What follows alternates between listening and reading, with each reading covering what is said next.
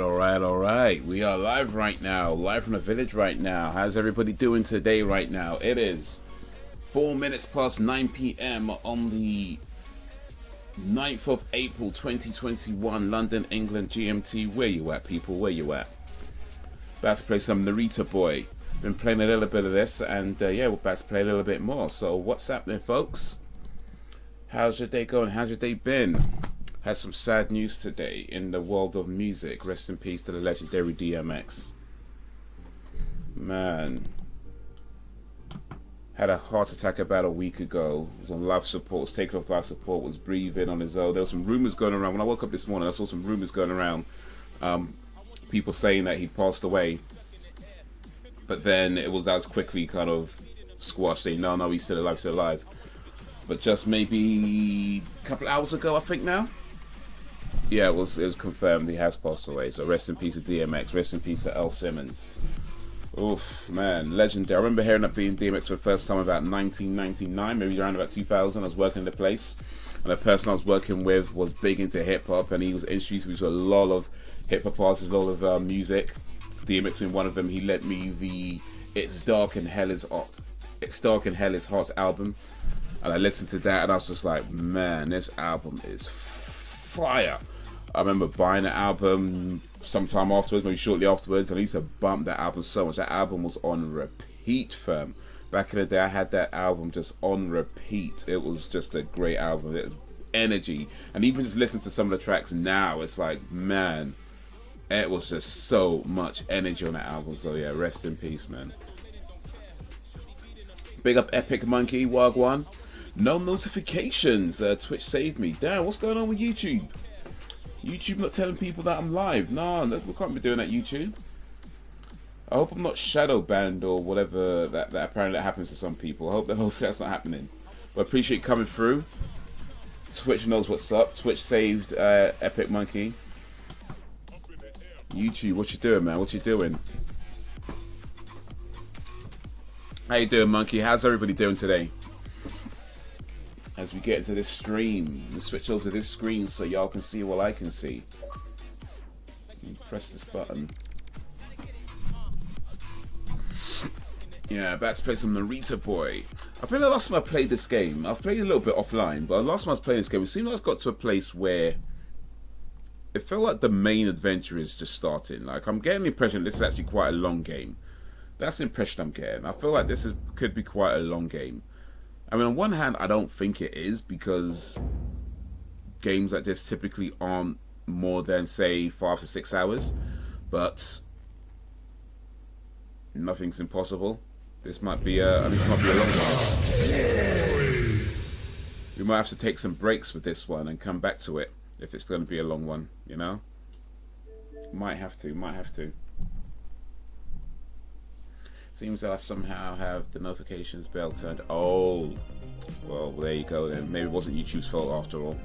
Well, make sure you got that notification bell turned on, because I do post videos regular and I try to live stream as much as possible as well.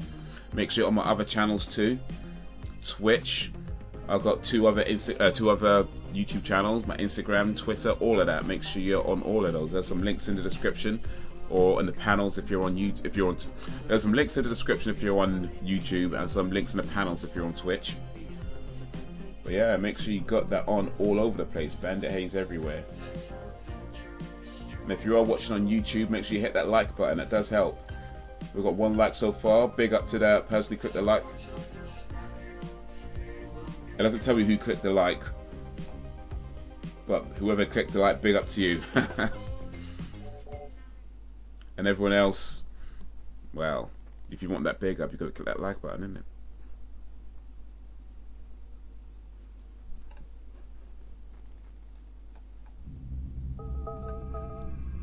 Alright, so we've got to head to the... What are we doing? Oh, we've got a lot of things to do, actually.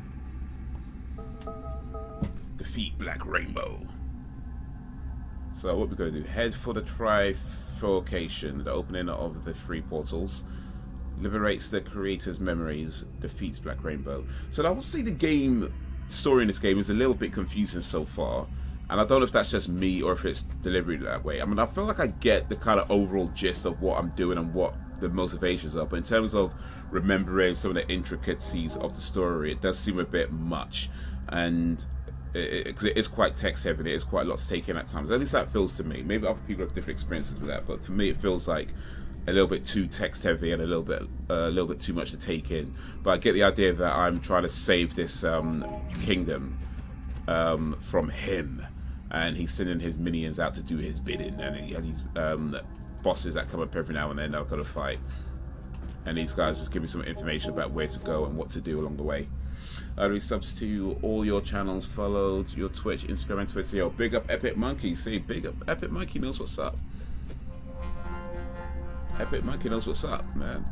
Follow Epic Monkey Sue. Follow on all them channels, all my social medias, all of that. Because I post regular, and I'm trying to keep this regular thing going. And the more support I can get, the more I can keep it going. You know, the more I can provide some things, do some streams, make some videos, make you laugh, make you smile. Well, that's what I try to do, at least anyway. I try to do that, and hopefully I'm succeeding. But y'all can let me know. Narita Boy, I've run all the way from Trification to warn you.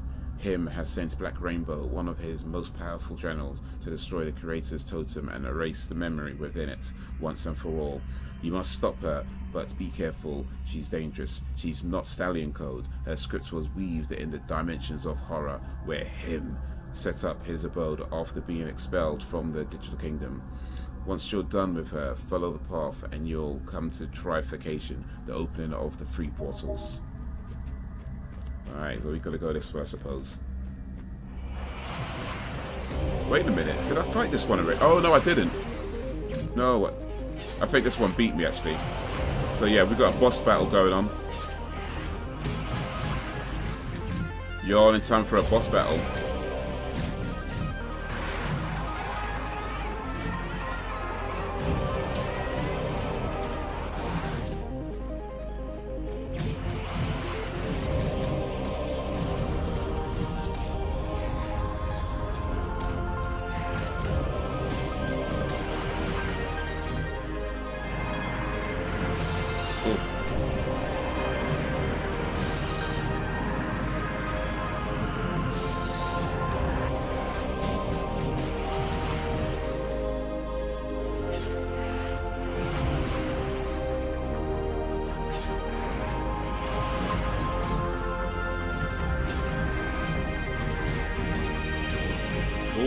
What we got here? Oh!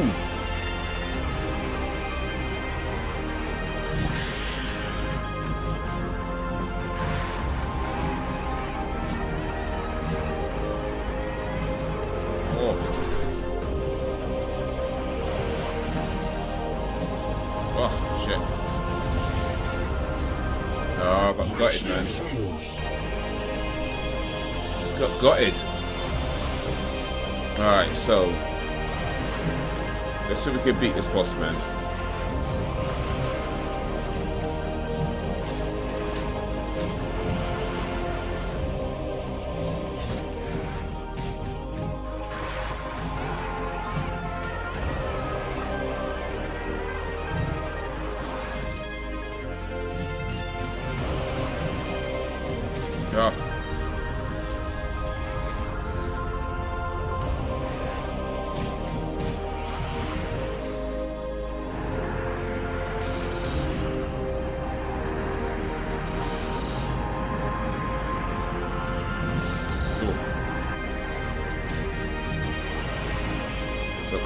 Yeah, have you seen it?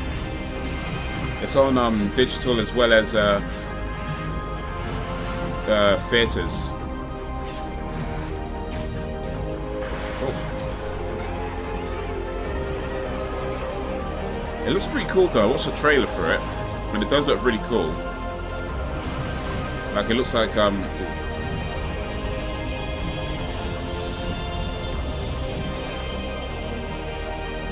like it's got some real cool action in there, some real cool sequences. Oh. He's a baller. Baller? Yo. Follow back, brother. Uh-huh. Yo, hell daiquiris, hell. Oh. Yo, hell. Hey, how you doing? Appreciate the 500 bits. Yo, what? Big things. What up, pal? How you doing, man? How you been? How's your day going? Appreciate you joining the live stream. Oh, damn it. Oh, come on.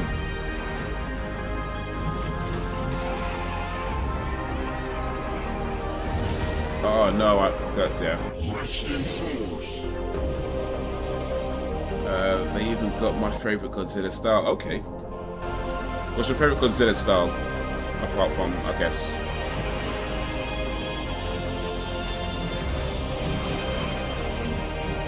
Just about to watch Atomic Blonde and caught the 80s theme, so Atomic Blonde. Oh, I've still not seen that yet, you know. That's who's that? Charlie's Theron. I saw a clip from it and they look brutal. I was like, man, I need to see this movie, but I still ain't got around to seeing it yet. That's no good, man. I need to see that movie. Atomic Blonde. Have you seen it before? Or are you watching it for the first time? Ooh, too close, man. Too close.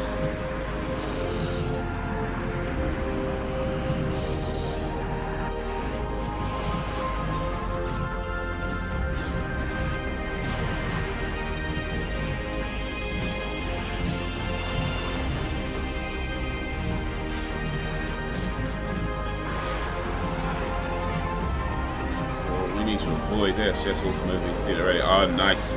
I definitely need to watch that, man. Like, I remember seeing a clip for it a while back, and for whatever reason, I remember. Shit.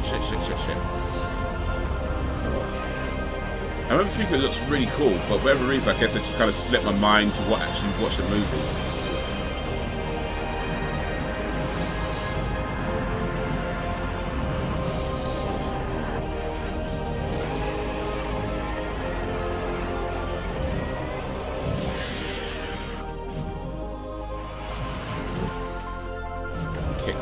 Yeah.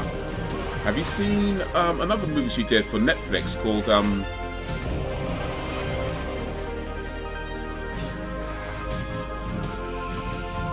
what's this? Called oh, I don't remember what it's called. It's based on like a comic book or something. And she plays like an immortal. Well, immortal-ish. Damn it.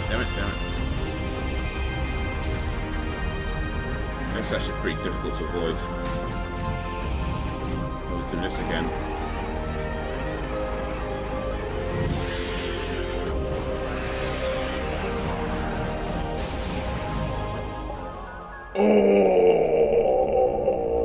Oh!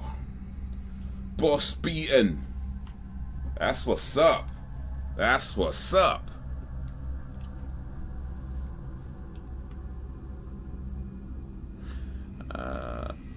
That's what she. Okay, cool. Yes, another cool movie. Nice. It was I forgot what it's called, but yeah, I remember watching it. It came out, I think, last year sometime, and I remember watching it when it came out. And it's a really cool movie.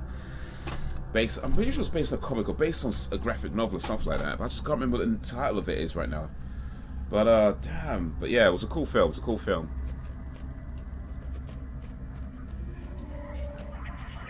But yeah, we just beat this badass boss. Got some ass kicking.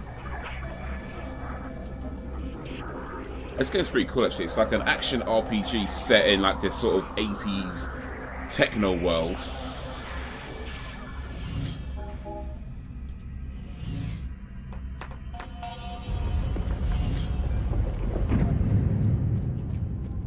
It's a little bit confusing on the story, to be honest with you. Like, I'm not sure I'm following the story that well. I think I feel like I understand what I need to understand, but as far as some of the details go, I feel like I'm probably missing some stuff. Old Guard, that was it. Oh yes, that's right. The Old Guard. There's quite a lot of these actually. So how many of these things are there? 1, 2, 3, 4, 5, 6, 7, 8, 9, 10, 11, 12. There's 12 in total. And I've just opened the third one. So I've got what? What's that, 9 to go? Ish. It's all the memories I need to unlock. So there's 12 memories I need to unlock, and I've unlocked 3. This could, yeah, I feel it's going to be a long game. I'm getting the impression this game is going to be long. Like, I remember that day, a day that's dawned immersed in happiness. I remember an intense smell of embers, my father and his American partners celebrating the signing of an important contract in Japan. I caught you live in a while, time difference. Anytime you can catch it's appreciated, man. Whether it's a little bit or a lot of bits, big up for coming through. Amy Lee forever. Oh, speaking of Amy Lee forever, I'm gonna go ahead and assume you heard Evanescence's new album, a bitter pill, because I listened to it a few times last week. I was listening to it a few times in the car last week. I'm pretty sure you've listened to it. I'm gonna go ahead and guess you've listened to it probably more than a few times since it's got released. I remember playing baseball with my grandfather while my grandmother and mother prepared one of my favorite dishes. But yeah, I've been okay. I've been good. I've been well, thank you. Hope you've been okay too. How's things in New York? Did you shave? I did shave. It's kind of grown back a little bit now though. Let me switch to this screen for a second. Let me switch to this screen for a second so you can see a bit better. But yeah, I shaved, I think, about 2 weeks ago. No, less, more than that. About 3 or 4 weeks ago. But yeah, I did shave. But since then, it's kind of grown back a bit. So it's not clean shave right now. I've got it's almost fully back.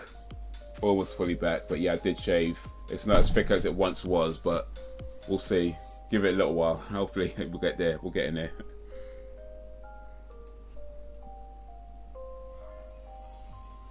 I got the album 2 weeks before initial release. Oh, that's what's up. That's what's up. Is that like, I mean, do you know Amy Lee? Are you friends with her? I mean, the bitter truth. I said bitter pill, didn't I? Yeah. Bitter truth, my bad. I said bitter pill, didn't I? The bitter truth. And I was thinking about it as well. Bitter pill? No, it's bitter truth. I'm sorry.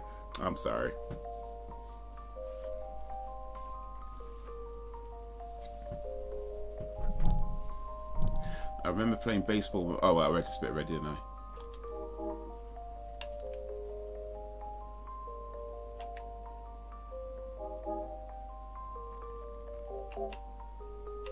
We go here. I love the songs. More I listen to, the more I love them. Some I immediately loved.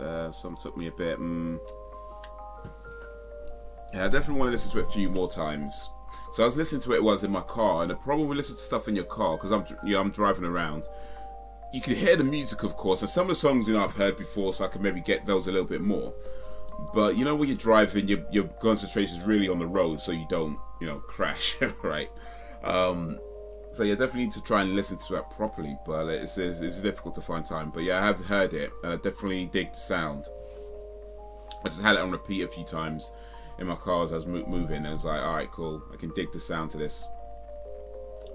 I can dig it.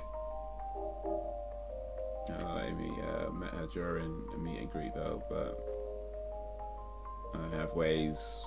Nice. I have ways. I have ways too, but mine's is the driving app, so a little bit different. I don't think my ways can get me albums 2 weeks before they're released, unfortunately. I remember realizing that morning that its perfect moments don't last forever.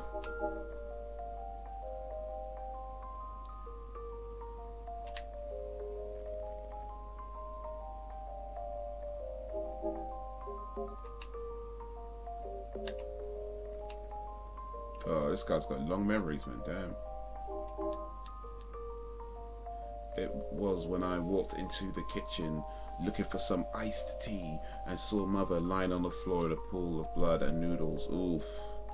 Some sad memories right now.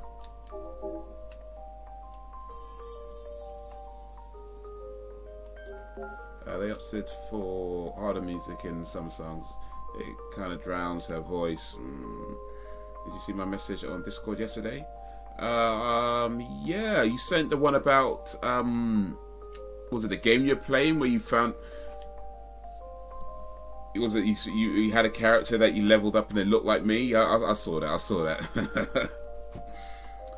But yeah, no, the sound is definitely like a bit heavy, I think.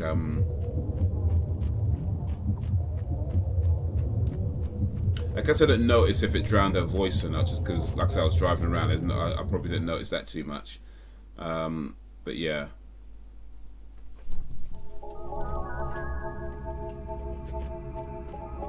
Liberate the creator's memories. Oh, we've got a lot to do, man. Head for the trifurcation. Oh yeah, we're doing all this stuff, isn't it? Head for trifurcation opening. Oh, wait, to liberate the memories of Saturn. Okay. Explore the digital kingdom.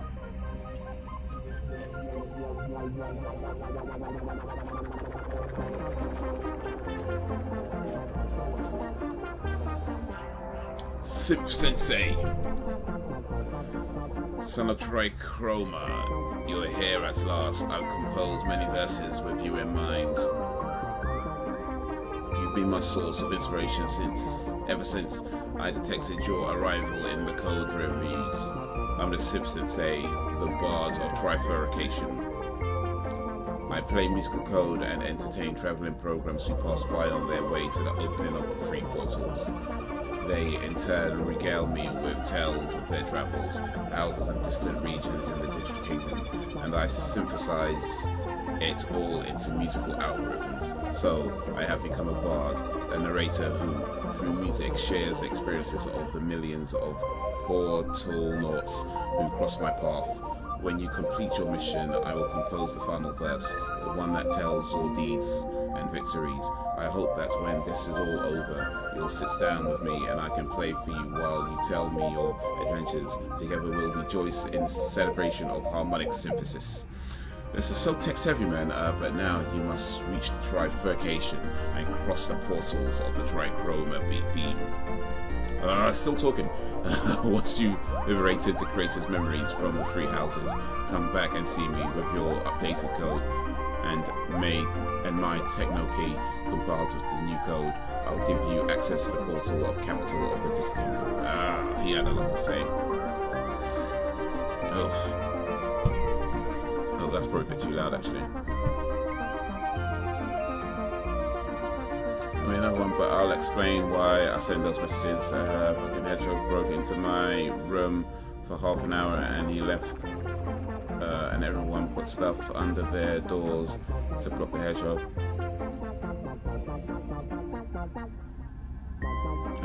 But I know for a fact so many metal snobbish fans complained. All you can hear is Amy, not the band. So now they did songs with music being heavy. I like it. Sorry, I can go on about Evanescence. Now it's all good. It's all good. Ain't no need to apologize for being passionate about something. Ain't never no need. Do you get a Hedgehog out your house in the end, then, Monkey? Maybe you should play some Evanescence. Actually, no, that might keep the Hedgehog in your house if you play Evanescence. That might not work so well. Playing Evanescence in your house would probably make the Hedgehog want to stay. So it's probably not a good idea.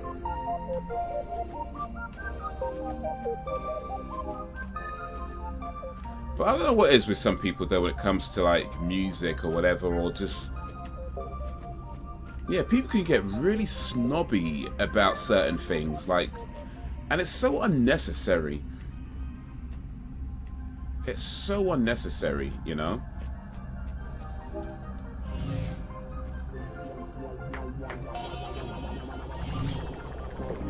Motherboards. Narita, you've done it. You're here already. You've reached the trifurcation, the opening of the three portals. Below this region, the Trichroma beams rise up to the surface collision. when I wrote the system architecture, the creator generated some scripts to the tide, area regions, alter shortcut between the houses to navigate more efficiently and dump data in a quicker and simpler way. It's a, oh man. Intuitive codes just how the creator likes them. Elegant yet precise. The programs of the Digital Kingdom use it all the time to move around the Digital Kingdom. Now it's your turn. You need to penetrate the portal of the Yellow House Beam. King Nimster, the Horseman, and his programs need you. They're in danger, as are the creator's memories that are resting there. Go carefully. From this point onward, things are going to get complicated. Him no longer underestimates you. You dispose of several of his generals, and he no longer sees you as a human child dressed in a pixel costume. You're the chosen one, the bearer of the Techno Sword, son of Trichroma, liberator of the creator's memories. You are Narita Boy. We'll see each other again in the capital, your final step on the road. When you come see me, your code will be even more powerful. Be strong, Narita Boy, because when you reach the capital, you must confront him. New album review, Hedgehog friendly. Best review ever. If you want hedgehogs in your house, play Evanescence. If you don't want hedgehogs in your house, I guess play something else. I don't know. Even my cough. 21-year-old sister. 21 sister starts. 21 sister started crying because it was next to her while she was sleeping. I don't understand the cough 2020. I mean, she's your sister that's 21 or not? I guess. Yeah. Okay. Yo, Frozen Gamer, Wagwan. True, those elitists think they are all right. It's just so. I don't even see the point of it. Like, you can enjoy music, right? And maybe you like something and somebody else likes something else. That's cool, but this whole thing about, oh, they have to do it this way, and no, it's like, no, they don't. They're musicians, they're artists, and everybody gets to express themselves in creative ways. And just because they did something before, that doesn't mean they have to keep doing it all the time, you know. So I don't know, man. People just need to get over themselves, I think, really.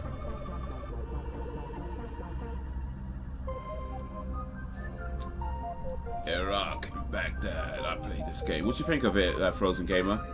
Didn't get into. Oh, what did you say? Didn't get into it. Okay, fair enough. That's Frozen Gamer's review of Narita Boy. Didn't get into it.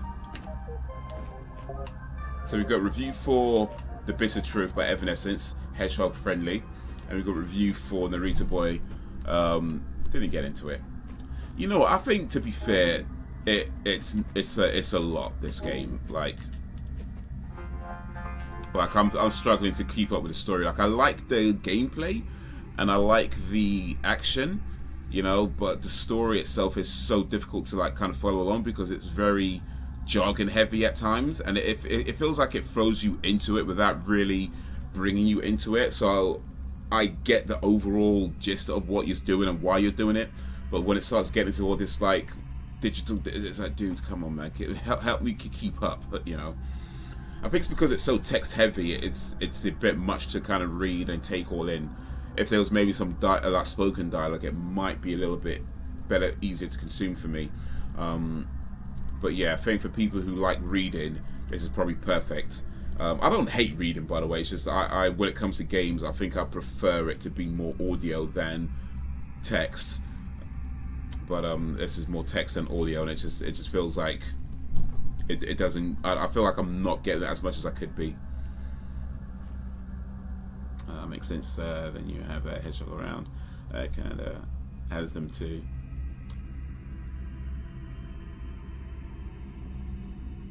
He digged a hole in my house that he lives in. That Hot Wheels game looks amazing. It was harmless though. You should call him Sonic. Like, paint him. Actually, don't paint him blue. That's cruel. But just call him Sonic.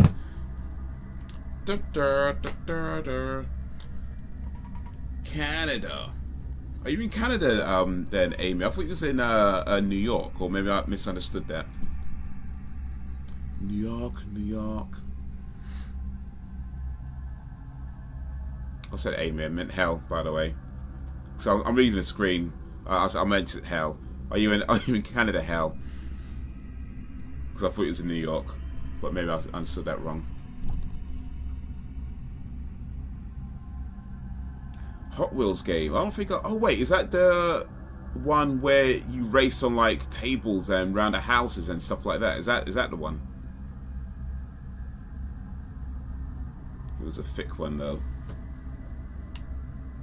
A thick hedgehog. Well, it's probably not Sonic then, I guess. Sonic's a bit thin. I'm adjusting a few access details to the capital, a few functions and Boolean options. I happen to know what Boolean means actually, so I'm not confused about that. Needs to be regulated so the hero code can access it. Remember, Simp Sensei will give you the access techno key. We really want you to come see us in the capital. For us, you're the most complex and elegant piece of coding that's ever set foot in the digital kingdom. We would be proud to welcome you. So I've got to do some stuff first. I guess to do some things. I guess we're going here first. There is that one. Okay, cool.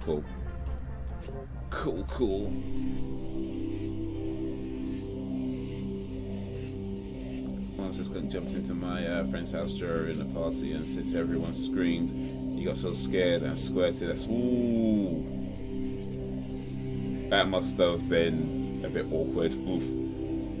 I live in NYC, Hedgehogs in Canada. Oh, okay. You're sweating. Okay, gotcha.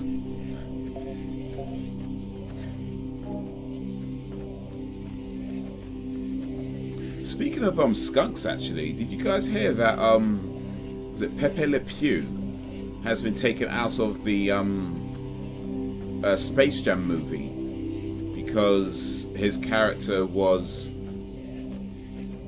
like like harassing females and women and well, females I guess is alright because they're animals, but his character was like harassing these like female cats and things like that. And yeah, so they decided to take him out for, what was it? Well, I can't remember the exact reason they called it. It was something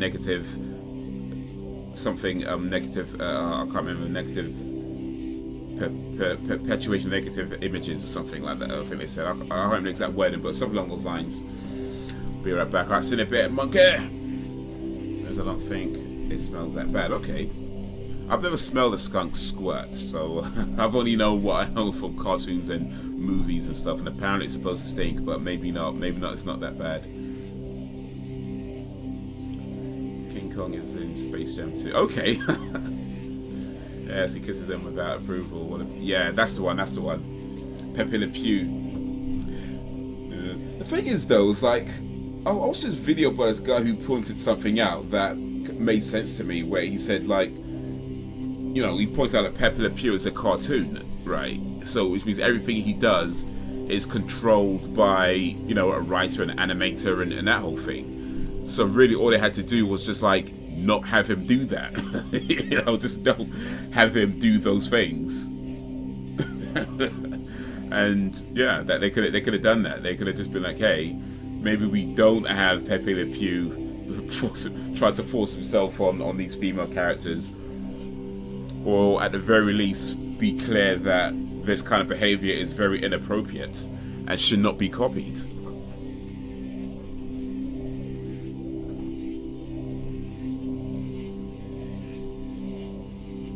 It's very stringent, like a chemical. Okay, some dudes I know farted way worse.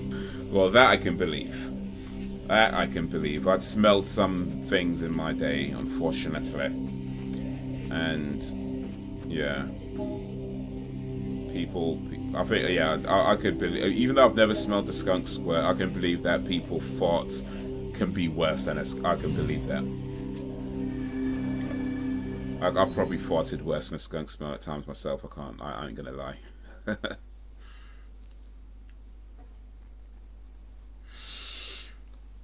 I ain't gonna lie. Sometimes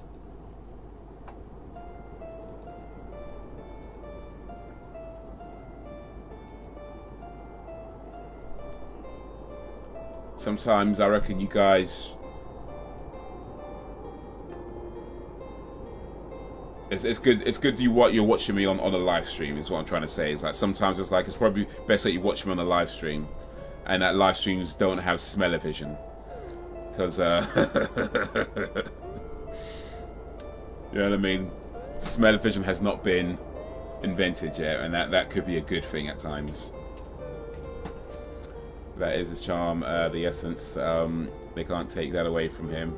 People are getting ridiculous nowadays. Well, ain't that the truth? Ain't that the truth? But I remember watching like Pepe Le... Ooh, is that a bad guy? No, they're not. Okay, they're just animals and stuff. But I remember watching like Pepe Le Pew like when I was a kid, and you know when I was watching cartoons when I was, I guess, like pre-double digits kind of age. And I can remember see, I don't remember a whole... Actually, it might have been even in teenage years as well. I think it might have been on TV as well back then too. But it's kind of weird though, because of course now you can look back at it and feel like, yeah, he was very, very inappropriate with his conduct, right? But the funny thing is, well, maybe not funny is not the right word to use, but maybe the interesting thing is that back then, I'm not sure people looked at it that way. You know what I mean? I'm not sure people watching it and thinking this is like super inappropriate, forced himself behavior. It was just kind of like, that's the thing. You know what I mean? That's just kind of what he is. He's that way. He does that thing. I mean, I'm not sure anybody, at least I didn't take that and think, oh yeah, you must go and do this to people. I mean, I wasn't thinking at all. I don't think anybody was, at least not that I know of anyway. But it's just kind of interesting how perceptions change. You know, like back then we were watching it and not thinking that much of it. But then you kind of look back now and think, well, yeah, that was actually pretty off, wasn't it? Perhaps they should have thought that one through when they in the writing room when they were coming up with this character. You want streaming 6D? Not just yet. Maybe next year. Pause on your Paul Christie. Right, you know. It was just like fun, and yeah, just like fun, silly fun, and it's like you just never really gave it that much thought a lot of the time. But now, yeah, culture changes, huh? Tile Beam. Hey dude, the digital hero is among us. I'm Tile Beam, one of the 3 legendary trichroma dudes. I'm the protector dude of the yellow house beam, but against the stallions. My powers are not enough to protect the program of my house, but I can be of great help to you. If you're happy, my legendary dude code can combine with your digital code hero code. That way, every time you summon me, I'll come to your help and rid you of an enemy posing a problem. Yeah, I could do with some help. Remember that to summon me, your trichroma energy must be sufficiently high to communicate with my code. If you find my room, which I have to say is very untidy, you'll discover a fraction from the backdrop copy of the creator's first memory. So go on there. No time to lose. It's time to be one, Narita Boy. Fusion! But you know, there must be loads of things that we're watching back in the day that were so that we didn't really think much of back then, but by now it's just considered so inappropriate. There's going to be loads.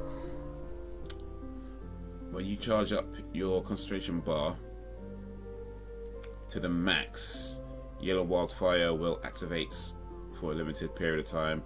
In this mode, you'll inflict a lot more damage on your enemies of the same wildfire. Okay, so on the yellow enemies, but they'll also be able to inflict a lot more damage on you. Ooh, that's the rub. So once I activate,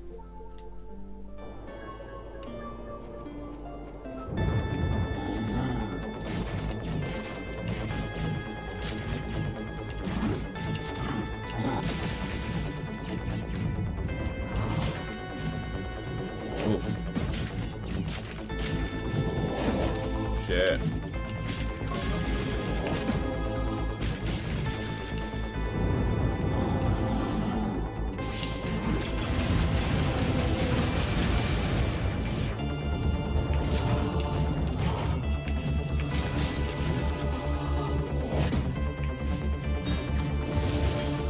Oh wait. Oh yeah, I missed it. Yeah, I'm just thinking now. There's got to be a few. I mean, especially with cartoons, like kids' cartoons, children's that sort of thing. There must have been like loads of stuff happening that we didn't think much of. Like, I think Thundercats was one where in the first episode, like all the Thundercats were actually completely naked. All of them, even the children. They were just completely naked for a short amount. It wasn't for the whole episode. It was like maybe for about a few minutes in the beginning or near the beginning of the episode. I think for the first like 10 minutes or so, they were just completely naked, right? And you don't see, of course, you don't see those kind of details. But even still, like you have these humanoid animals, right? Human-shaped animals, completely naked. And you got to know that's gonna be like the beginning of furries. That's got to be how furries got started. Somebody watched that Thundercats episode and was like, yeah, I'm gonna do that. I'm gonna do that. Snow White, who the heck gave Prince? They gave the Prince a go to kiss her. Snow White. Which was Snow White? Snow White. Snow White. No, that's Sleeping Beauty. Was the one that was sleeping in the forest. Snow White. What did Snow White do?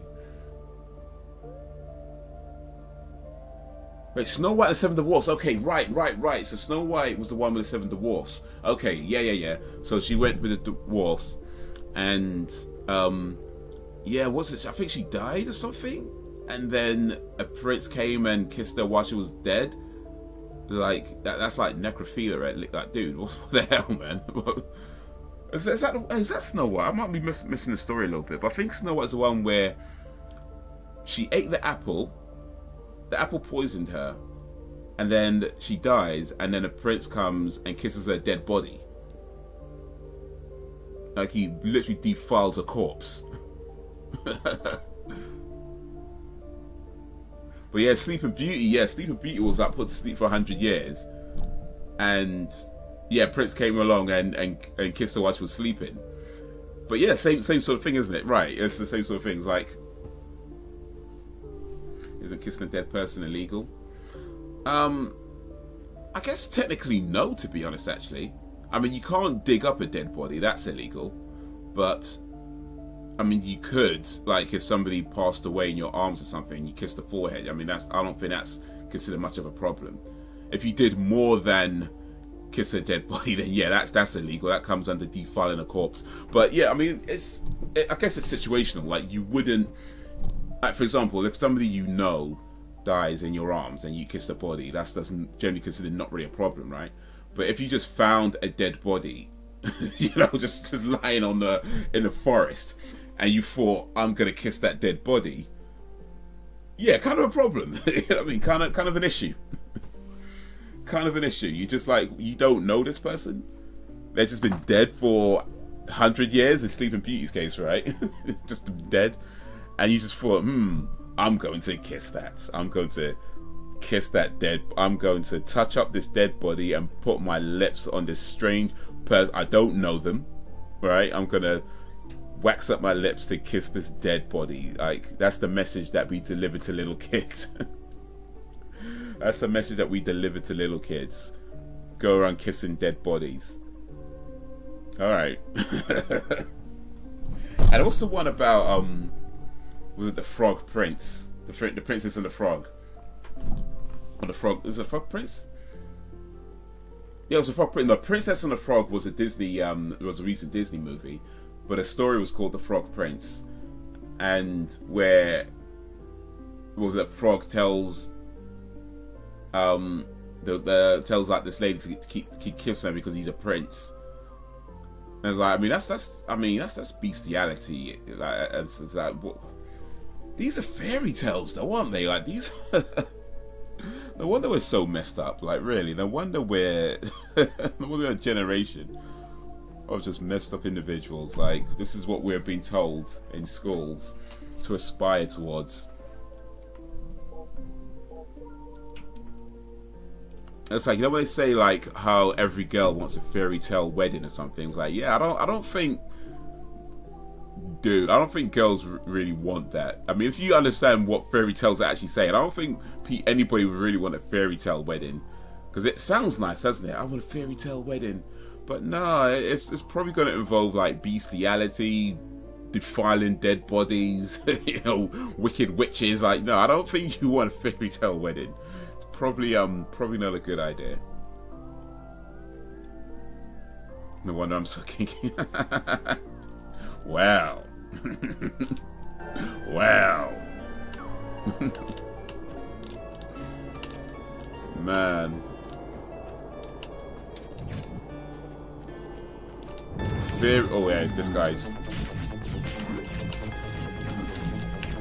fairy tales, man.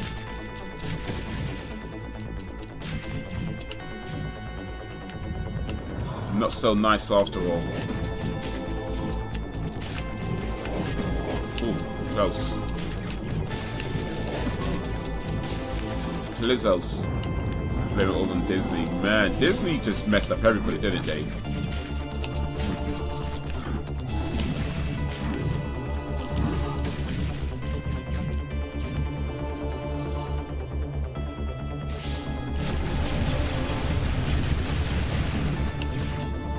Disney just messed up. The thing about Disney, actually, a lot of those fairy tales, Disney didn't invent them, right? But they did were a big part in bringing them to sort of modern day,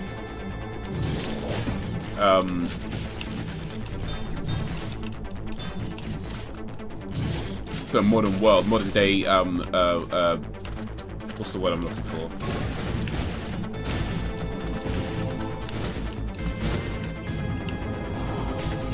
Like keeping them modern is what I'm trying to say.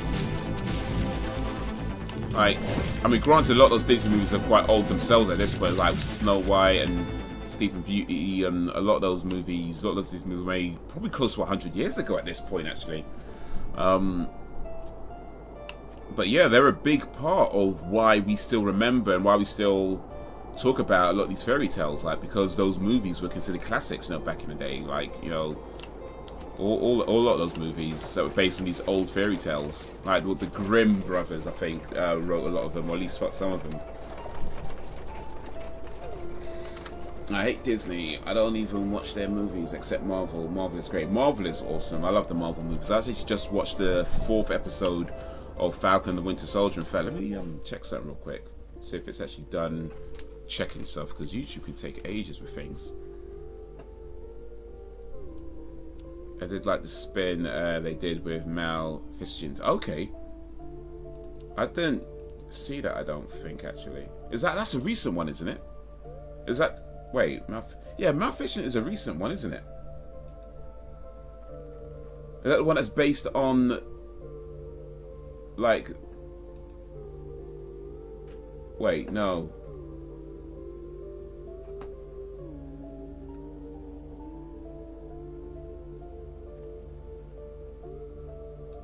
It's based. Oh wait, it's based. It's a witch, I think, isn't it?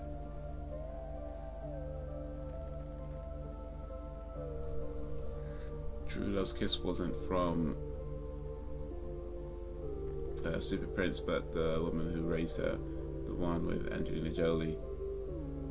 I'm pretty sure I've heard of it. I know the name, that Maleficent. I don't think I've seen it, but if it's the one I'm thinking of, then I think it's based on something. I'm even saying it wrong. Maleficent, by the way. Okay, here we go. Maleficent, 2014. A vengeful fairy.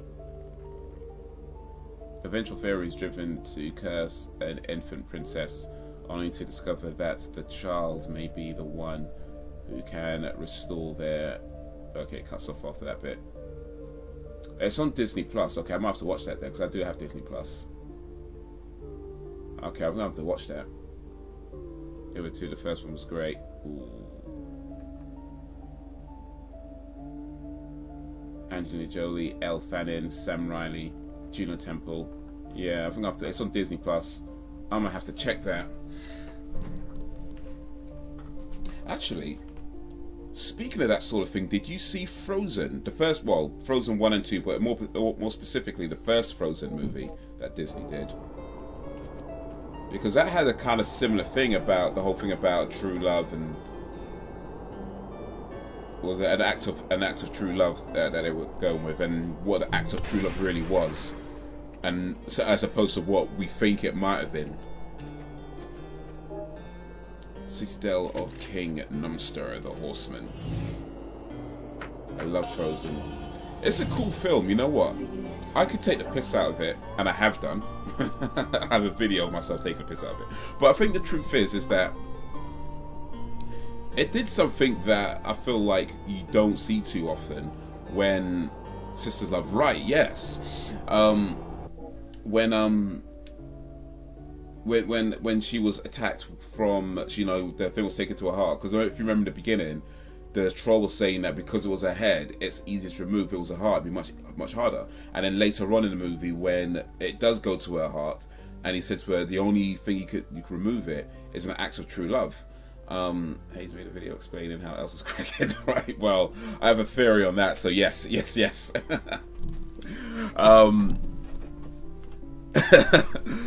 But yeah, so the acts of true love, and we all kind of think, oh, you know, true love's kiss, because that's what the other troll says as well. And at this point, we don't know that Hans is, you know, what he is. So she's traveling all this way to meet Hans. That's when we find that actually it isn't him. And then now she's looking for was it Christoph, right? But then what really happened was that she saw that Hans was about to kill her sister, and she stepped in to intervene. So the act of true love wasn't what somebody had to do for her. The act of true love was what she had to do for somebody else. And in the case where she put her sister before herself, and because of that, you know, ultimately she saved herself without realizing. You know what I mean? She saved herself without realizing that's what she was doing. Because if you also consider the fact that the snowman, the Olaf, how he stayed with I can't remember the name right now, but the sister, we had Elsa. What's the sister's name? Elsa. I can't remember the name, but yeah, he stayed with his sister when she was suffering, and even at the risk of him melting. And remember what you said: some people are worth melting for. So if it was an act of true love that had to be done for her, that should have saved her, but it didn't. So it was never something that somebody had to do for her. It was always something that she had to do for something else. But it was the fact that she didn't know that, and because she didn't know that, and still put her sister, trying to save her sister before her own herself. Anna, that's it. Yeah, Anna. You know, that saved her. So yeah, it was actually pretty clever and subtle, I felt, how they did it. But yeah. Big up to Frozen for that one. But yes, I do have a video explaining why I think Elsa is a crackhead. So that's one to check out. It's on my movie channel. I'm watching Adventure Time season, so I wasn't paying attention. I've already said that I don't want to watch it because everyone was raving about it. But when I finally watched it, it was awesome. I didn't watch it till recently, actually. I watched it, what Frozen 1 and 2, I watched them for the first time, I think, 2-3 months ago, maybe a little bit more, but it was very recently. Very recently.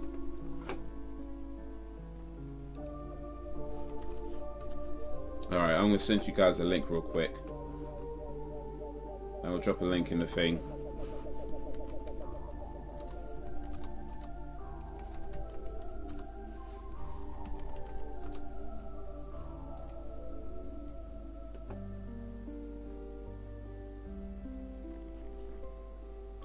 Alright, I'm going to send you guys a link. Save it to your watch later list or something like that, but once you got a chance to, this is the video. Ooh, that's not what I want to do. This is the video I made for my movie channel on my theory about Elsa being a crackhead. So that's one to watch. Spoilers are heavy in that video, so yeah, if you've not seen Frozen, beware that are spoilers in that video. But if you have seen Frozen and you'd like to see an interest, well, hopefully it's a humorous but informative take on the Frozen movie. That's kind of what I'm trying to go for with that video. It's kind of what I'm trying to do on that channel in general. A humorous but informative look at a film. So yeah, check that out once you get a chance to, and let me know what you think of it. Oh, I'm paused too early. Let me come back here. Let me see what I'm doing. Big up for the likes on YouTube. Appreciate that. If you're on YouTube, hit that like button. All helps, man. It all helps. All right. Motherboard, Narita Boy. My dearest hero of the Trichrome, you're now in the house of the Yellow Beam, in the vast extension of the Yellow Simulation. Remember, your mission is to liberate the creator's memories from the region and defend our brother program from the Stallion tyranny. May the Trichroma be with you. Objective: liberate the creator's memories from the entire region. From the entire region, okay. So yeah, we just keep liberating his memories. I feel like I've got 9 to go, so I've done like 3 already. You check it out for sure. Nice. But yeah, but for those who don't know, I have 3 YouTube channels. There is the one that I'm streaming on right now. So we do live streams here. We do reactions, vlogs, and just general videos that, you know, I might put up from time to time. I have another channel where I do comedy videos. That is Haze Hilarious. I post comedy sketches and just other types of videos that, again, you know, try to, you know, humorous, but try also hopefully informative as well. So I do that there too. And then the movie channel. Well, really, it's a movie and a video game channel, but it's that one's more specific to movies and video games. Where, you know, you look at movies. I do reviews. I do analyses. Theories, film theories, game, you know, that sort of thing. And but yeah, I tried to do it so that it is both humorous but informative. That's my general kind of goal with that channel, to talk about movies and games in a way that is both humorous, entertaining, but also informative, so you can learn something, or maybe you might learn something, and if you don't learn something, you can at least laugh. You know what I mean? That kind of thing. Or maybe both. Maybe you might learn something and you might laugh. Maybe you just laugh, or maybe you just learn something. I don't know. But that's the kind of the plan with those videos. So yeah, check them out. There's some links in the description. If you're on YouTube, there's some links in the description. Or if you're on Twitch, there's some links in the panels. But here right now, we live streaming Narita Boy.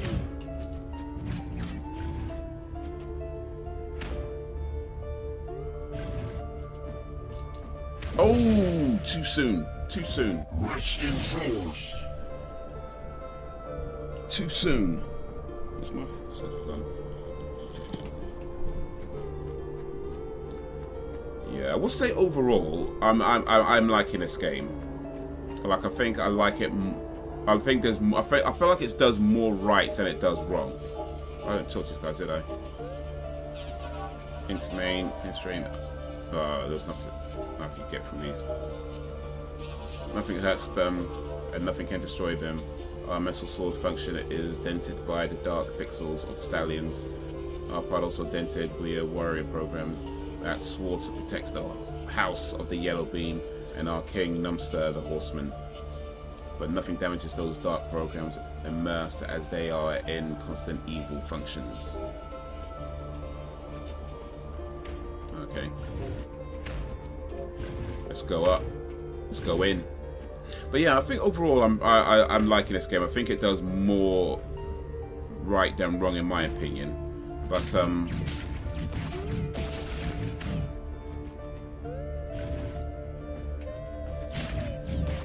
yeah, it's just the story's a little bit difficult to get into because it's too text heavy for me. And yeah.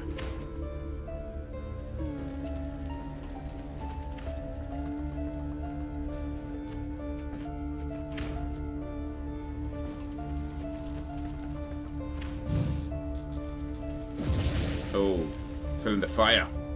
I have a question. Since you mentioned once you believe in God, what did you think of Evanescence song "Far From Heaven," the ballad? I can't remember that one specifically, to be honest. Because I was in my car when I was listening to it, I probably didn't get all the lyrics. In fact, I'm pretty sure I didn't get all the lyrics. I mean, I don't know. I mean, was there something in there specific that is like bad against religion or something? Or because I probably would have missed the line as I was driving around. But I don't know. Maybe if I check the lyrics online or something, I might see it a bit better. But I don't know. Was there something like in particular in there that religious people don't particularly like?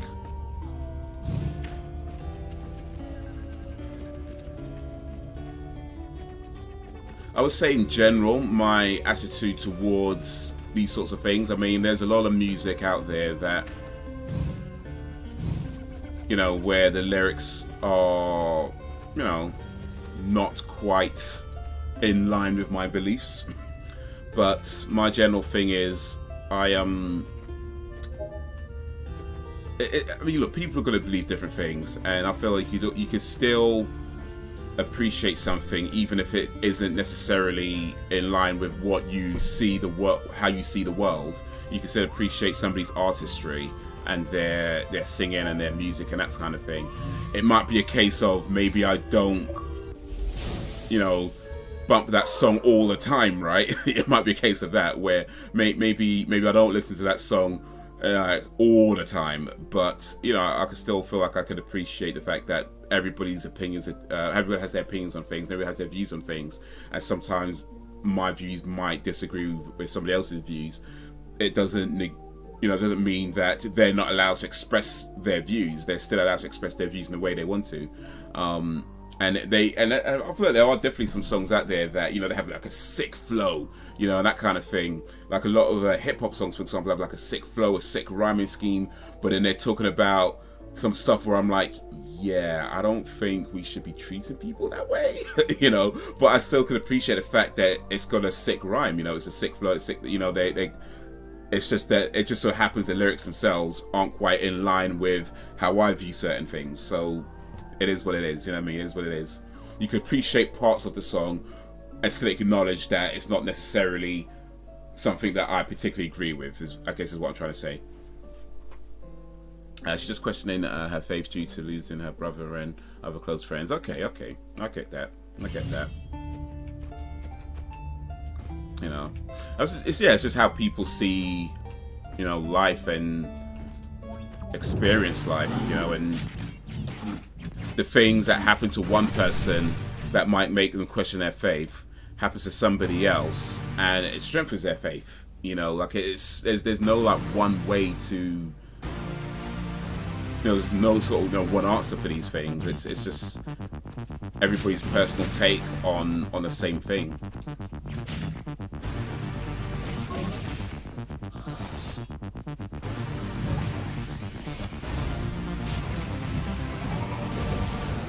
Oh yeah, those ones blow up, don't they?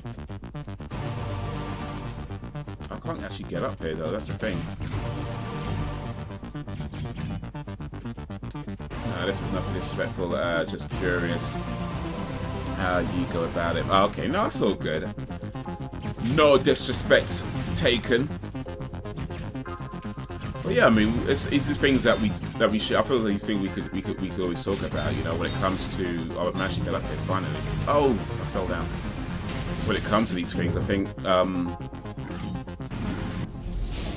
Biggs. Oh, Biggs Ed.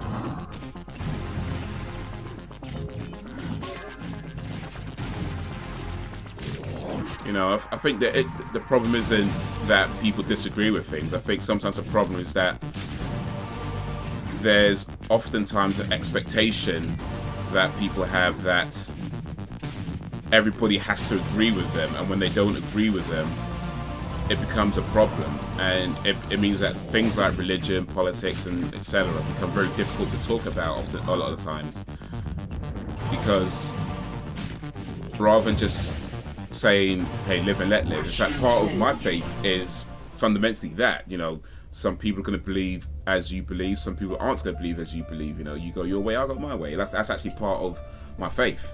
So I try to, you know, keep that in mind a lot of the time as well. And yeah, as you come across people who disagree with you or believe different things, you know, I feel like you could always talk about it in respectful ways. Try to understand where they're coming from. Maybe they can understand where you're coming from. And if in the end, you know, it's just like they believe something, you believe something else, it is what it is, you know. We don't have to fight over it, you know.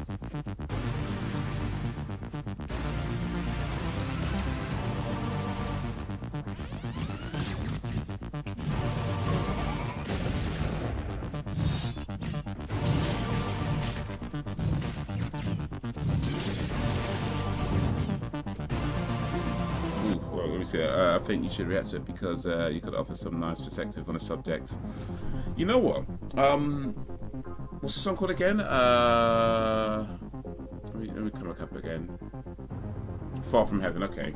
Yeah, let me make a note of that because I haven't really done a lot of music reactions lately. And the thing is, I don't want to necessarily stop doing them, but I do feel like, you know, I don't want to do as many as I was doing before because there's so many other things that I'm interested in as well. But I was thinking, like, you know, maybe I could do something like a Music Monday. You know what I mean? I know some channels do stuff like that where they do like certain things on certain days of the week. So I was thinking I could do like maybe a Music Monday where I do, I don't know, like 3-4 music video reactions each Monday or something like that. You know, I feel like that could be a good idea. That way, you know, you can still do lots of other stuff, but, you know, not neglect the music as well, because, like, yeah, music's awesome. We've got to appreciate the musicians that are bringing some interesting perspectives as or interesting things to the world. So yeah.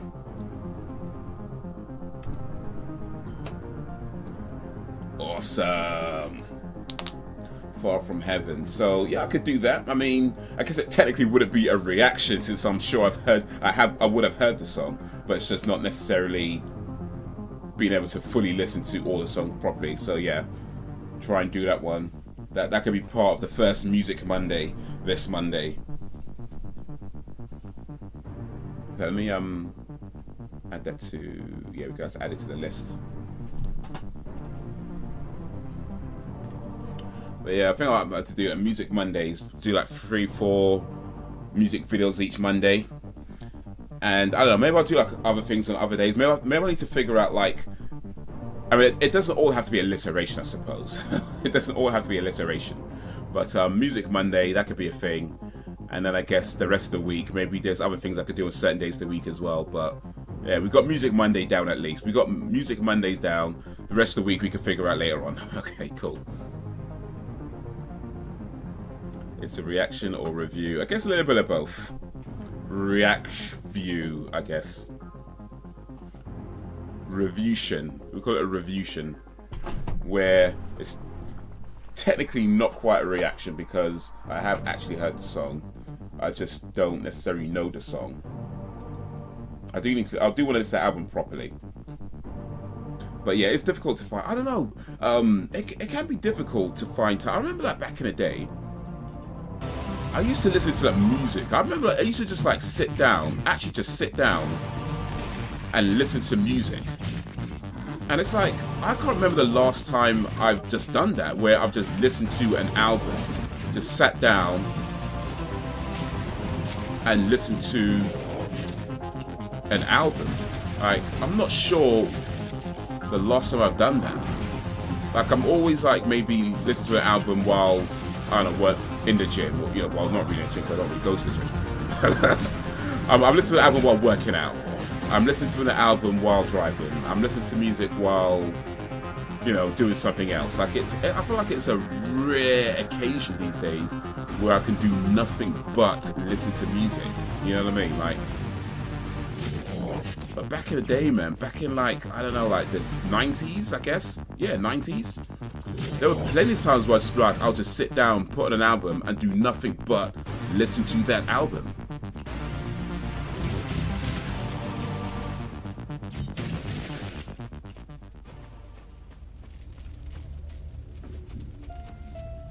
But man, times are changing, man. Times are changing. I can't get back up here though.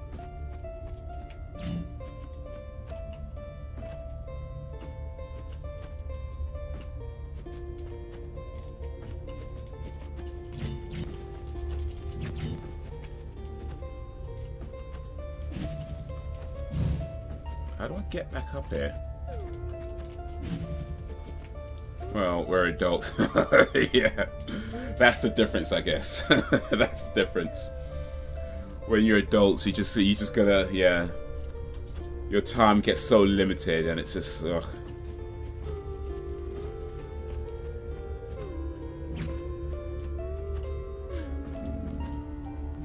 I think the last time I listened to an album, did nothing but listen to an album, was, I think it was last year. I think it was when Alicia Keys put out her album, her Alicia album. I think that was the last time, where I sat down and just listened to it from beginning to end. I did nothing else. But then the last time before that would have been like, I don't even know, like years ago. Like, it's a rare occasion. And even then, to be honest, like, the only reason I was able to like find the time to listen to it is because I wanted to do the review for the channel at the time. If I wasn't doing that review, I probably wouldn't have been able to do that. So yeah, but listen, how do I get back up? Because surely they haven't put me in a position where I can't actually get back up.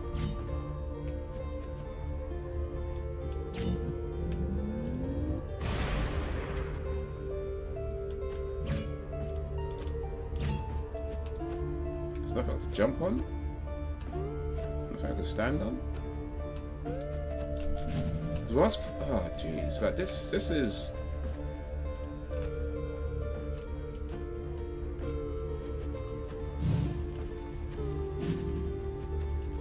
Oh, you know, this actually... Can I not jump? I can't actually jump high enough to get on this platform. And there's nothing I can jump on to jump off. I'm not sure they thought this game through. I'm not sure I thought this game all the way through.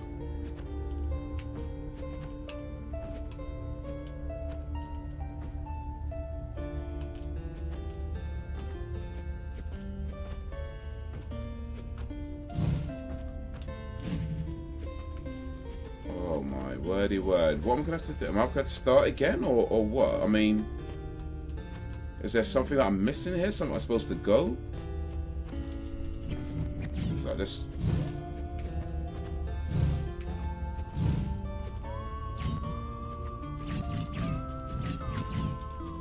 Is this trying to tell me something? Am I supposed to slash something?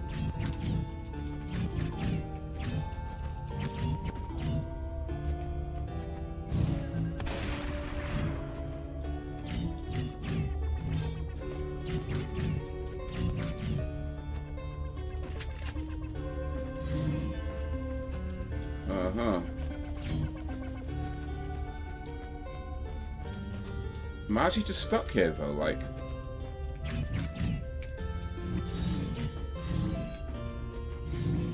Oh, okay, I think I see it now. If I do this, I jump. Oh, okay. Right, there you go. I could jump higher.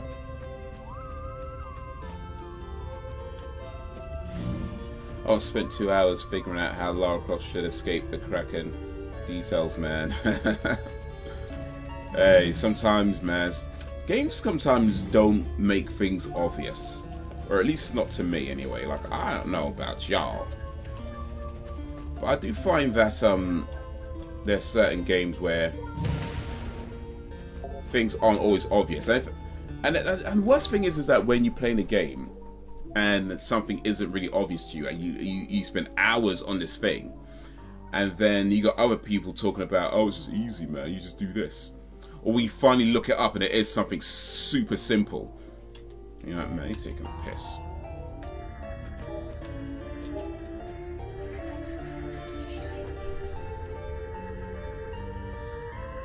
So how did Lara Croft escape the Kraken in the end? So right, man. Ugh.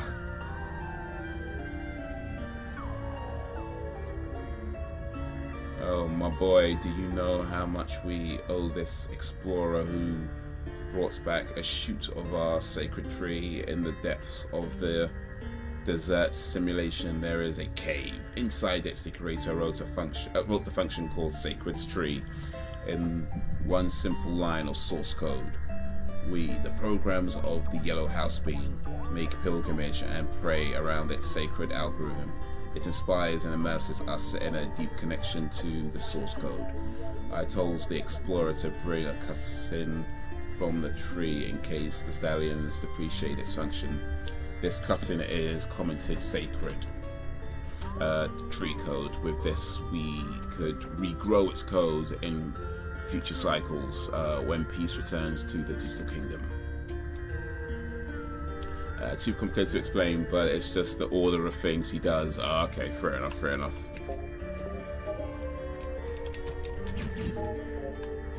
I haven't played too many of the Tomb Raider games.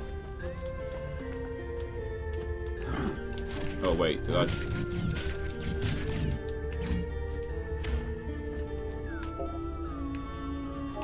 They used to talk about pilgrimage or something.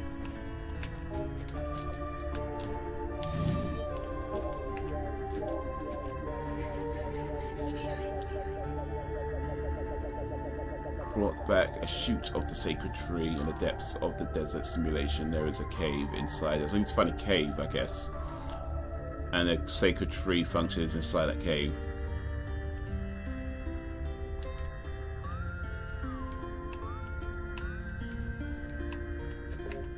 They did update my the greatly creative memories from the entire region. Yeah, they did update my So am I going back then? Because I swear I did not pick up anything from this place. Unless I came all this way just to learn this. And maybe this is something that I need to use.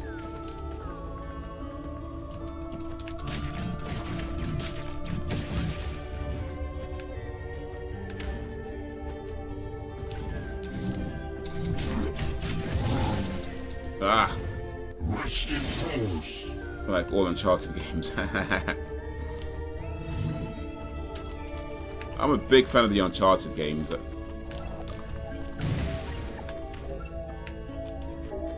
Like, the first three especially were phenomenal to me. Like, I know a lot of people didn't like the third one, and I could kind of see why, to be fair. But for me, I just felt like it was a good way to round off the whole series, like a really good way to round out the trilogy. And the fourth game, don't get me wrong, I really dug the fourth game. I really thought the fourth game was a really cool, interesting game. I'm not sure I would say that it didn't necessarily need to be made. That being said, what they did with it was pretty epic. Like, it was pretty awesome. So I'm not knocking the game. I just feel in the grand scheme of things, you could have, in my opinion, you could have just had 1, 2, 3, left it there, and just have that, and I would have been totally fine. But it did make a fourth, and the fourth was a fantastic game nonetheless. The only shame I think of the fourth game is that Amy Hennig, who was the original writer for the first 3 games, was ousted by the time the fourth game came around, and apparently she'd already written something towards it, and then when Neil Druckmann took over, a lot of what she'd done was scrapped, so we never got to see her vision of the fourth game, which I feel is like a shame for somebody who did the first 3 and you don't get to see how they would have ended it. So that to me is a shame. And don't get me wrong, I'm not trying to knock Neil Druckmann. He did a fantastic work on the fourth game. Like I say, it's a brilliant game. But as a fan of the first 3 games, I would have liked to see how Amy Hennig would have done that fourth and ended those 4, ended and in a way of rounded out those 4 games. But alas, it wasn't to be. So it's a shame, man. It's a real shame. Have you played online or co-op? I did. I didn't really enjoy the co-op too much, though, to be honest. The online stuff too much. It just didn't do it for me in the end. It wasn't. I mean, to be fair, it wasn't terrible. I played it a little bit, and I guess I got some enjoyment out of it. But overall, I just wasn't into the online stuff. Same with The Last of Us as well. When I did the online factions for The Last of Us, I just was not into it. I loved the game. Like, the first Last of Us game was brilliant, but the online part of it wasn't for me. It was not for me. It was awful. I didn't know that. Yeah, it's a real shame. I mean, I don't know the exact details of how she left. It's a bit murky whether she was fired or whether she, you know, was chose to leave. It seems a bit dodgy to me, to be honest. Like I'm not sure it was all good reasons, but it's not really. It's never really been made clear as exactly what happened. But yeah, my guess is, and perhaps I'm speculating a bit too much here, it just doesn't seem from what has been said, none of which I can remember right now because a while ago I read it, but from what I remember reading, I remember thinking of what I read, it just didn't seem like there were all good reasons. You know, maybe it was her choice in the end, maybe, but maybe wasn't entirely her choice, you know, but hey, I don't know, maybe I'm speculating a bit too much here about things that I know nothing about. You know what I mean? Maybe.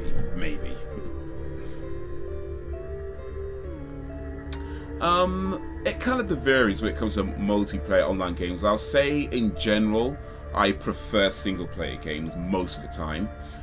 That being said, yeah, there are some really cool online games that I've played. I was really into Unreal Tournament back in, was it 2003? Unreal Tournament 2003? Was it 2000 something? 2001 it was called? Unreal Tournament 2000 something? I think it was 2001 actually. Unreal 2004. Unreal Tournament 2004. I was really into that. I was really into Halo 2. I played that a lot online. What else was there? The Shadowfall, Killzone Shadowfall, I played quite a lot of that online. Overwatch, another game that's a more recent one I got into. Overwatch, really cool game. So yeah, that's some multiplayer online games that I really like. But yeah, I'll say in general, mostly I prefer single player games.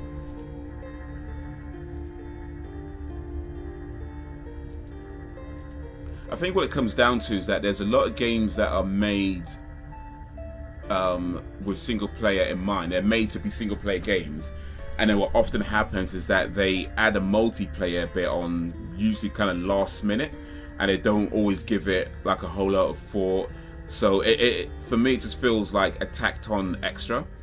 And maybe that's not the case. Maybe they did actually put a lot of thought into it. You know, maybe they did spend time trying to detail things out, because clearly a lot of people love these online components. But for me, I just a lot of times I just don't dig it. I don't get, yeah. Fortnite, no one likes. Fortnite didn't do it for me. Fortnite, unfortunately, did not do it for me, and it's a shame because I feel like Fortnite does a lot of cool stuff. Like a lot of stuff they do with like adding the new characters.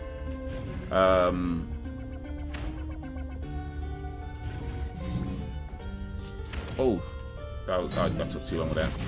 Like adding new characters and stuff like that. They do a lot of really cool stuff with the community. So yeah, it's a shame that in the end, as much as I like what they're doing or what they try to do, I can't get into that game, man. I've tried it a few times. You know, I've tried it on PlayStation. I've mostly played it on PC. I can't. It just doesn't do it for me. I've tried. I appreciate what they do. Oh, of course, now I can get up here, right?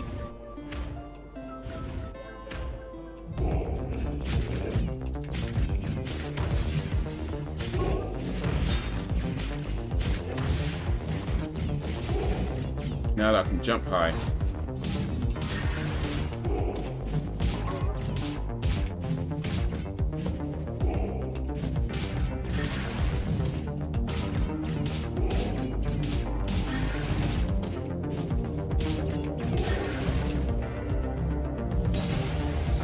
Got him.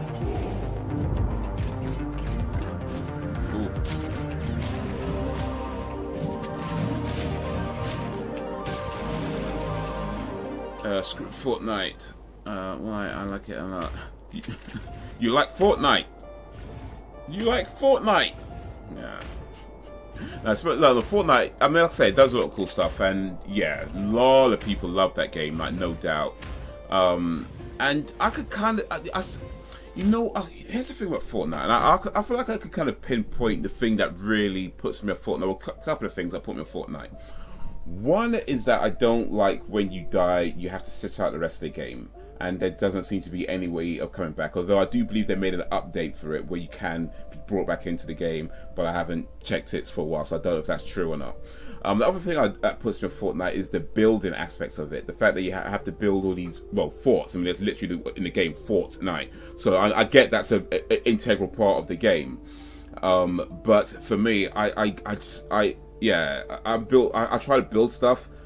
I just can't get into it, you know. Even like things like create a character, I very rarely get into those. So the fact that you have this game that has such an integral part that involves building these fortresses, and then you gotta sit out the game when you die, it's like I just can't do this, man. It's just not for me.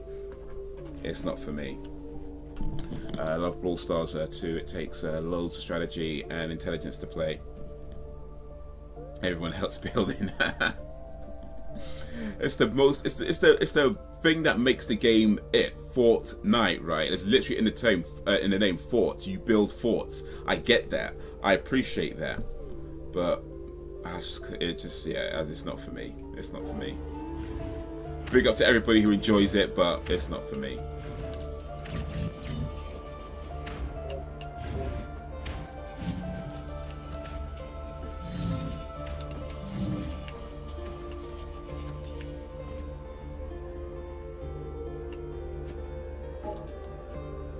Narita Boy, the alarm system has blocks the access door to the plaza. You must restart the console that manages the access permissions. The core supervisor code controlled by the king has blocked almost all permissions to import to the plaza. To help you, we've hidden access techno keys to those places. You're going to have to search and sharpen your wits or invade it. Alright, there's something that I actually walked past, so let me go back there first. Because,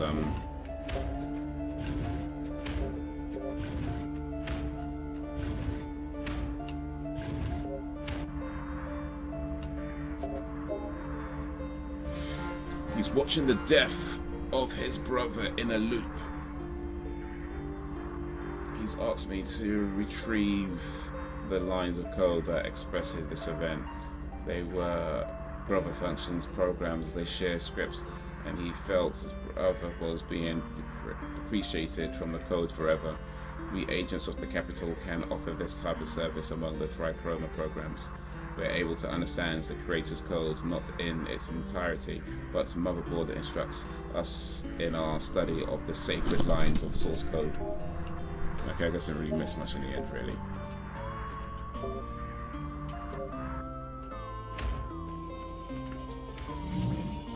Onwards and upwards.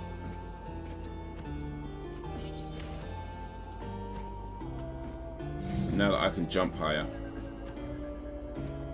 Access to the Antonio V Plaza. Okay, so we got this.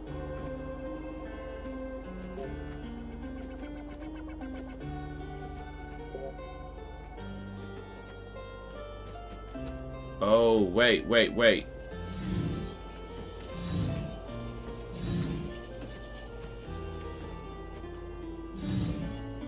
Oh, that's a red square. So red square, blue V, yellow dots. I totally hijacked the chat. Sorry, I'm gonna let you enjoy the rest of the game and we can ugly. That's so cool. So cool. Appreciate you coming through, Hell. Hijack the chat. So good. We have fun here. We game, we talk. So good, man.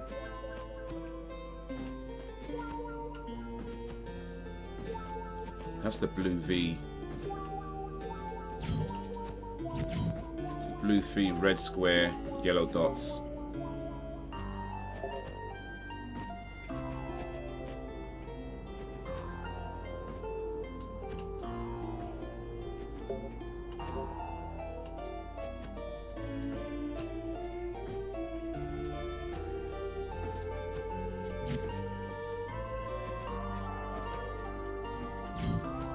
Oh.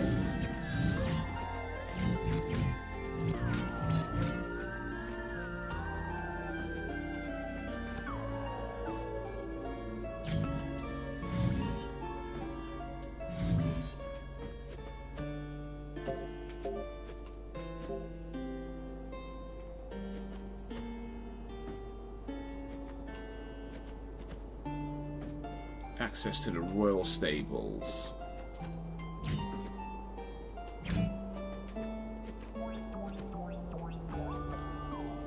Access to that Antino V Plaza. So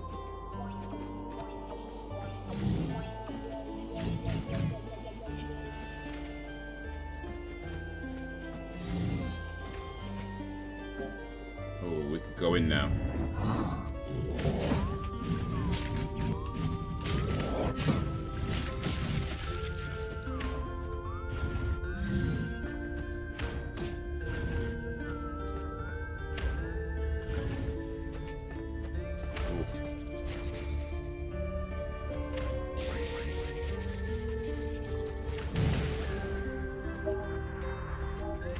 Oh, okay. You need to finish them off, Narita Boy. We, the programs woven in harmony within the source code, are not encoded to experience such pain. Alright, well. Ooh.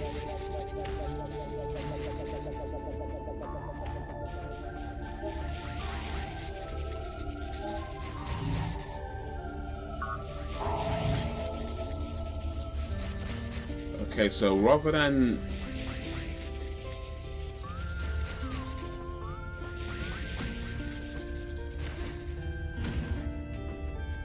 alright, well that didn't go so well.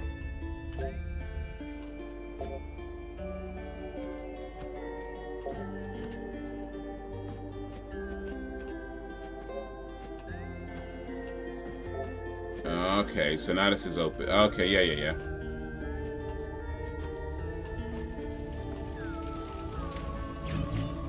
Well, I'll go down here.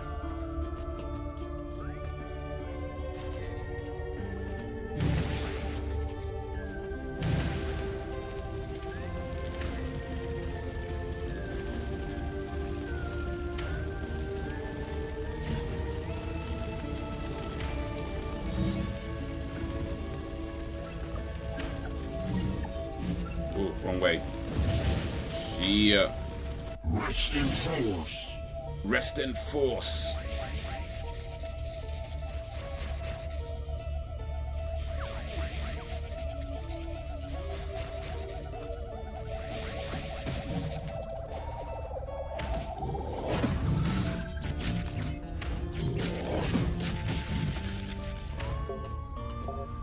I like that when you die, or you know, you don't have to do too much love again. That's definitely a plus. Because boy, when the games make you start like way back, that's not the one, man. That is not the one at all. With great power comes great big booty. Wow.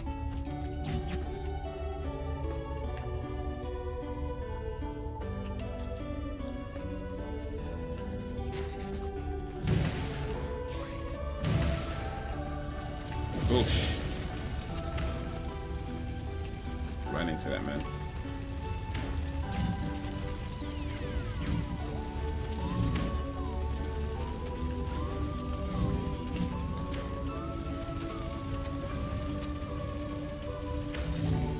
Why am I going the other way though?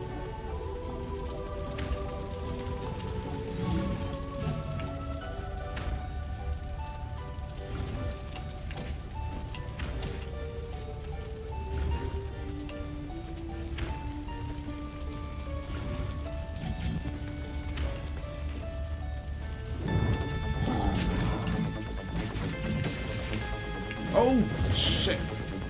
I swear I did not slide that way.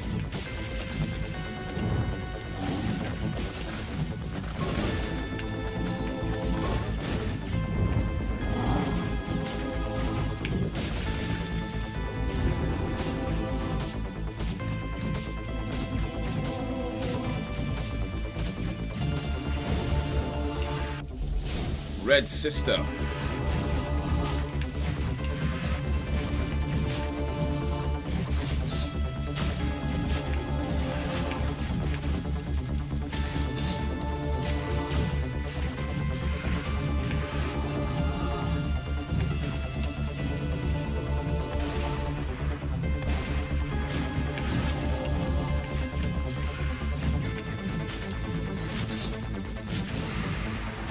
Got him.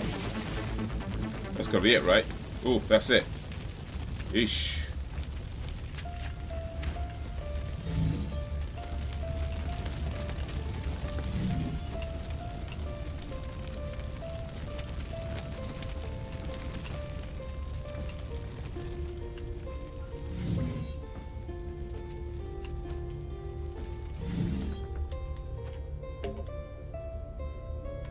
But we going in,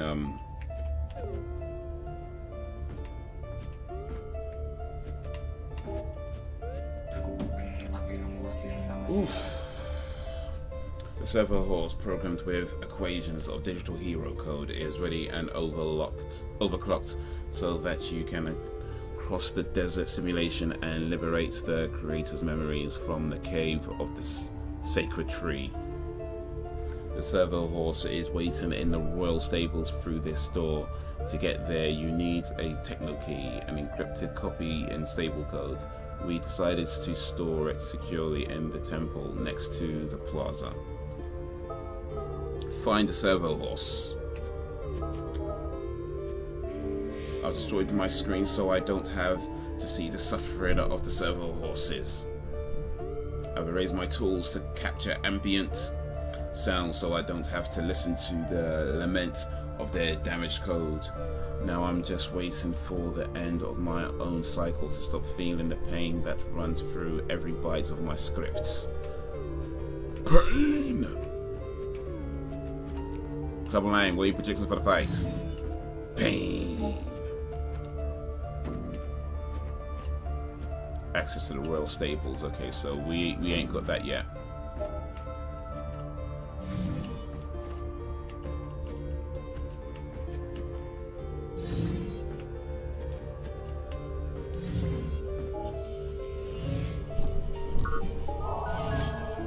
Restart console display.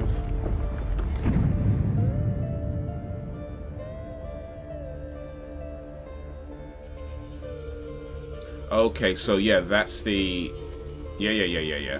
So now I need to go back to that door.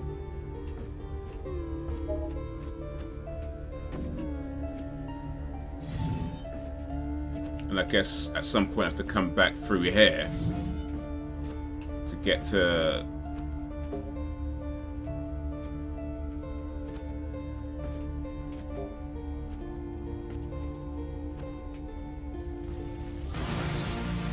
Oh.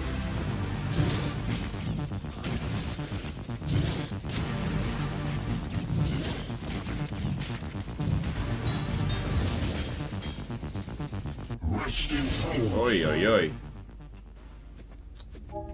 Fam, you really gonna tell me that?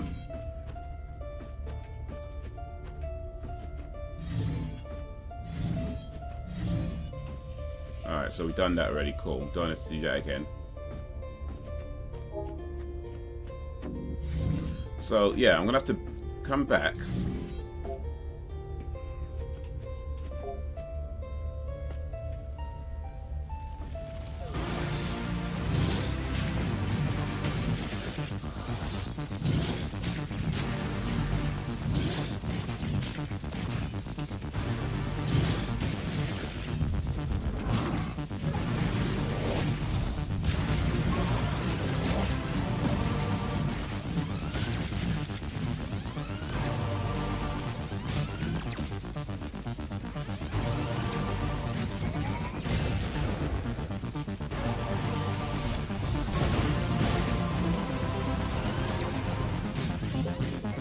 Oh, get away, get away.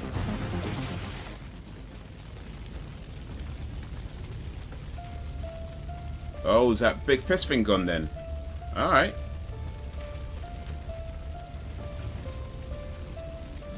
Oh no, he's not. No, he's not. Ish. Oh, okay. So the yellow ones you slide down if you when you just hold on to them, whereas the blue ones you can actually hold. Oh. Okay.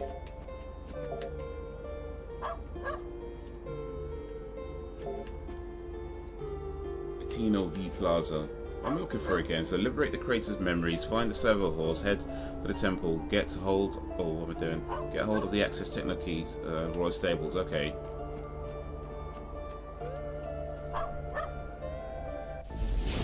Red Baron. Nugget. Is that thing Nugget? You know.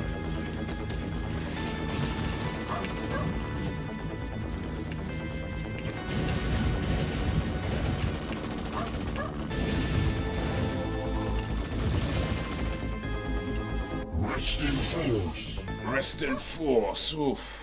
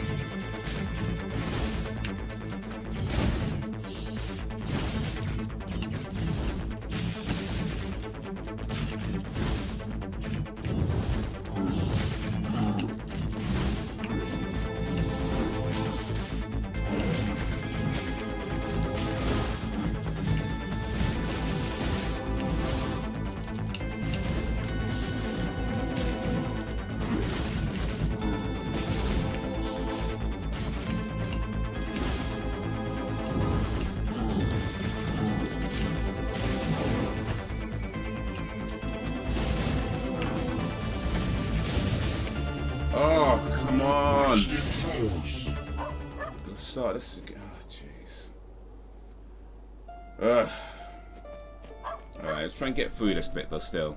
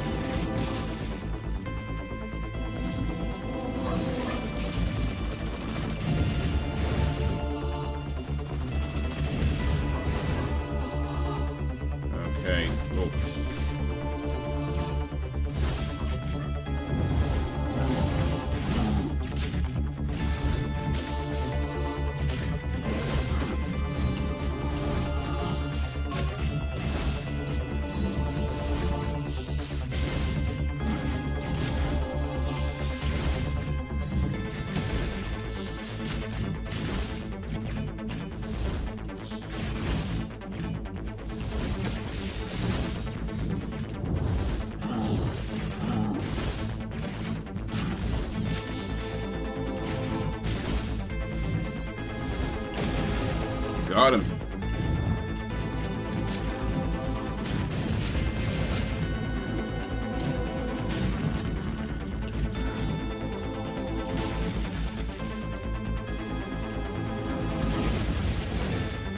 Oof.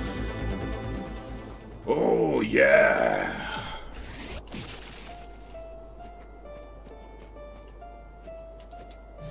All right, so I did see a save icon, so I think we're good for the moment. The techno key you're looking for is in here, but since the appearance of the Stellian Dragon, the king has decided that the temple should stay closed as a precaution. His Highness sent a troop of soldiers with a techno key that will get you inside the temple. Find the servo horse. What are we gonna do? Search for the troop of soldiers. Temple of the Yellow Beam. Oosh. So I guess we're going this way.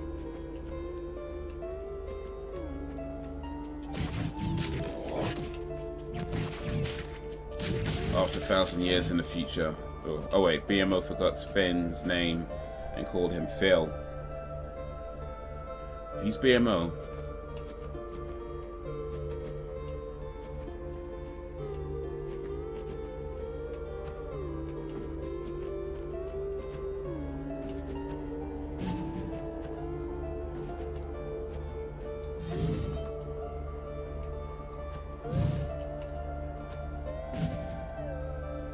Completing the Adventure Time series now. Okay.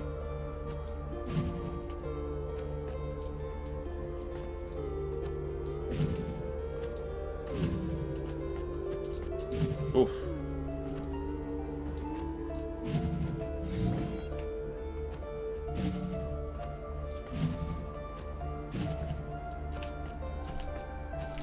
Oh shit.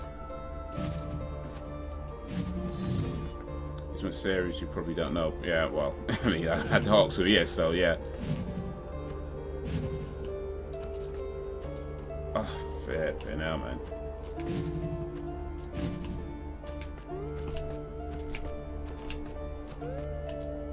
Oh.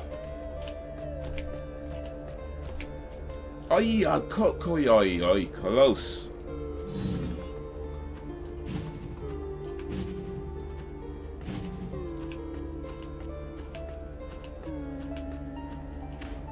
Oh.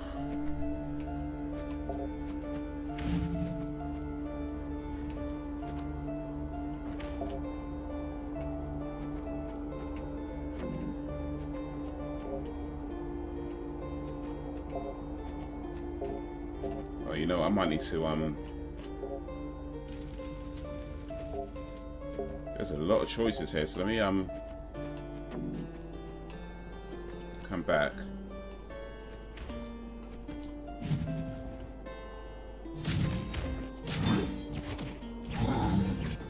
See what's up here. Oh.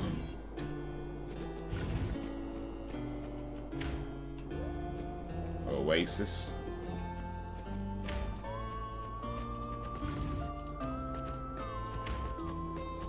You gotta be careful with these ones because, mate.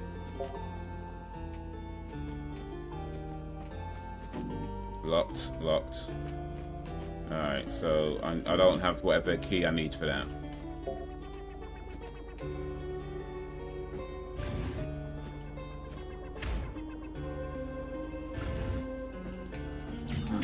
Turn around. Turn around. Alright, let me try this way.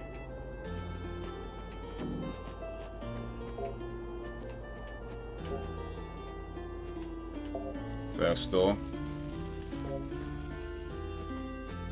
Red square.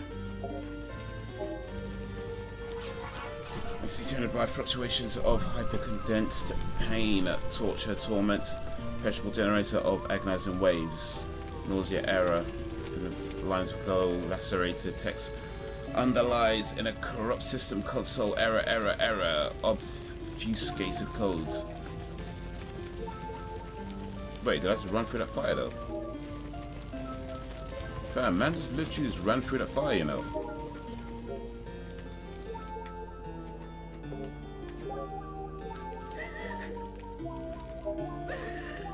Wait, Adventure Time. I've no Adventure Time.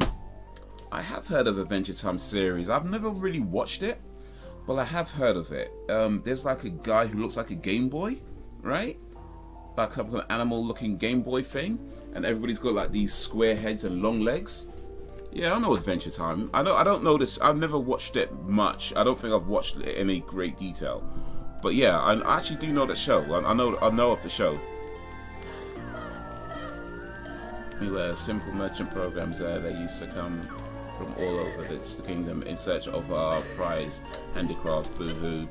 And in exchange, we would show them the transcendental codes to visit the oasis, an enclave of deep knowledge, a mystical place where the green hexadecimal blooms in the middle of the desert simulation boohoo. Yo, what up, Sweet Monday? Walk on, sweets. I'm doing alright, you know, I'm doing alright. We got the blue V there, red square and blue V.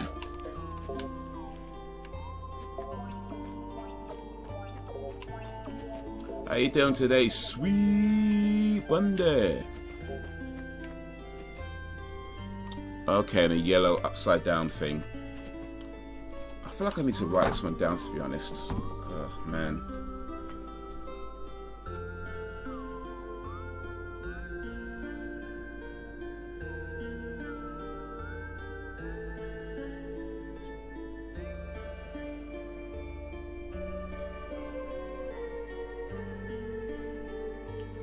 Sweet Monday.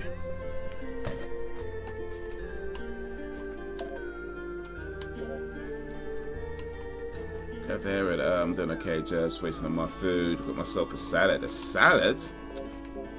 Come on, you can do better than that. Oh, there's something going on here. Our king sent us out on a patrol. Is that takeout food you get? You ordered a salad? Trying to be healthier. Okay, fair enough. Fair enough. I won't. I won't say nothing then. I won't say nothing then. You know what? To be honest, I ate some stuff yesterday, which wasn't really healthy, but I probably just ate a little bit too much food. And this morning when I went for a run, I felt so off, man. I just felt so. You ever do that where you know you're eating either too much food or the wrong type of food, and when you go for a run the next day or shortly afterwards, and you just feel like, oh, why did I do that? Why did I do that? So yeah, I've got to watch that myself actually. Our king sent us out on patrol to give you the access techno key to the temple, but we were intercepted by a group of stallions headed up by an evil program who tortured us. But they didn't manage to get hold of the techno key. One of our soldiers escaped and has taken it back to the palace. Enter the tavern. Find a stallion that kept the key. Okay, so I've got to find, yeah. You're speaking the mind of my stomach. Hey, it just does that, man. Ugh. I should have known better. Should have known better.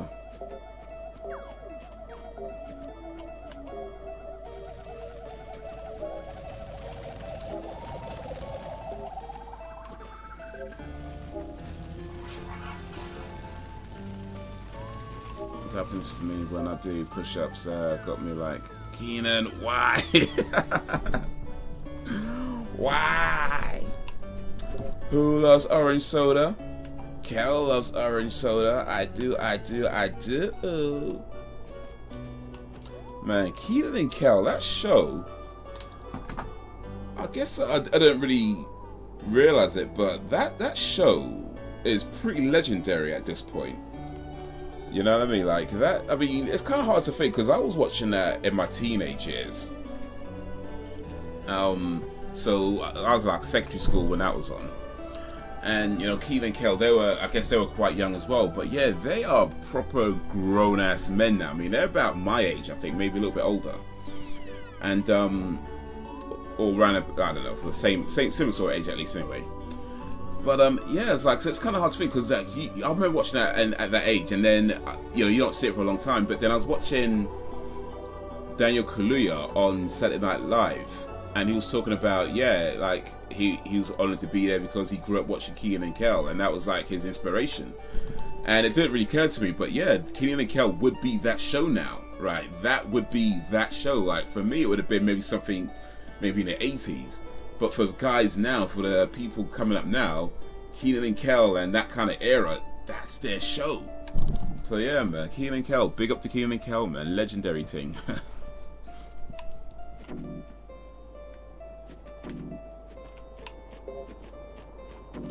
Childhood,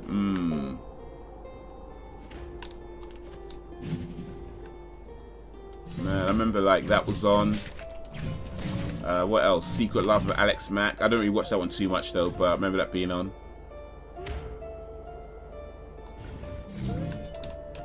Oh, wrong jump button.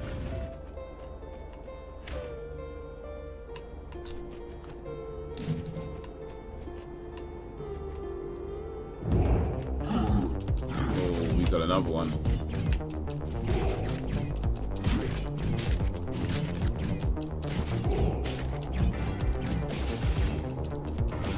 We got another one. Shit, that did not go too well. Did not go too well.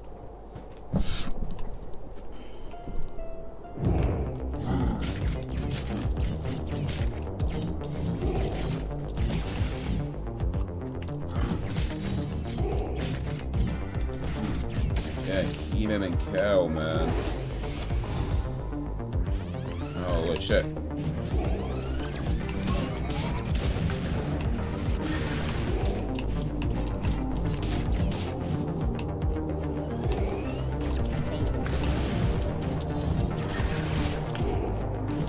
Still watch that show, to be honest.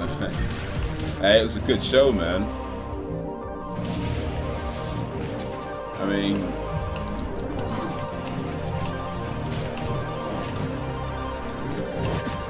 when it's on, and yeah, why?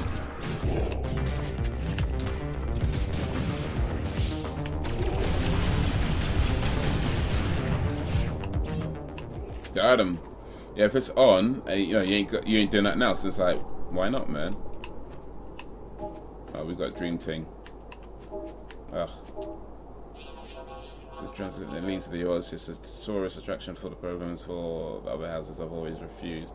Oasis is a place of worship, of mystical seclusion. Some supervisor programs live there. Magicians, we call them because of their profound and expert knowledge of the code.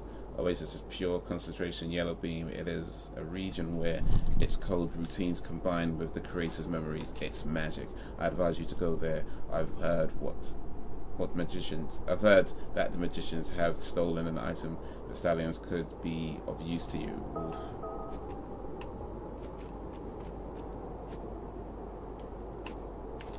Well, I think that was a good idea. That was not a good idea at all. Okay. Yeah, I think there's certain shows that, no matter how long it's been, certain shows that just bring back that kind of memories, you know, where it's like,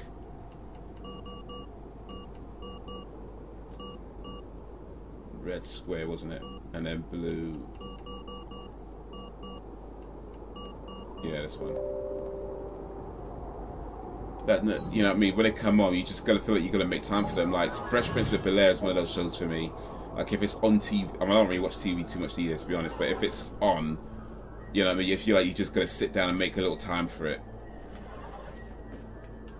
Certain shows are like that.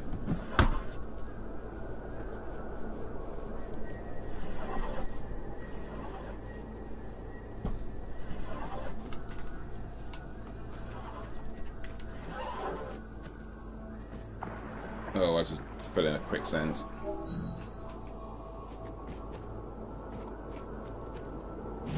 Don't fall in the quicksand.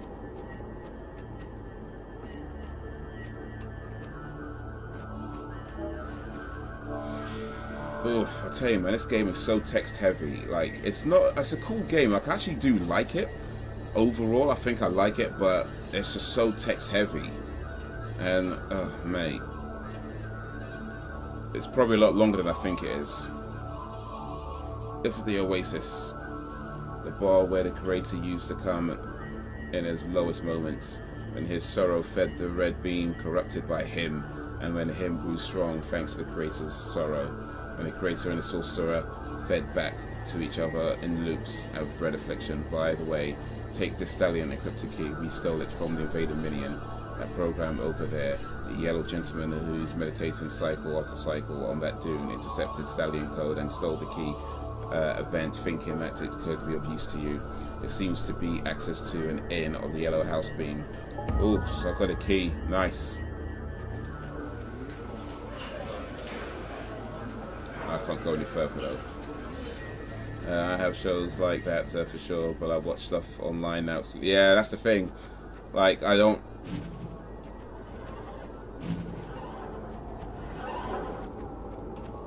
Like, the last time I watched TV...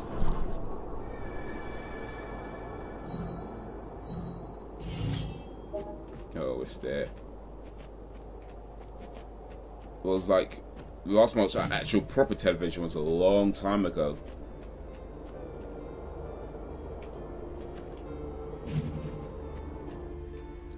Actual television was a long time ago.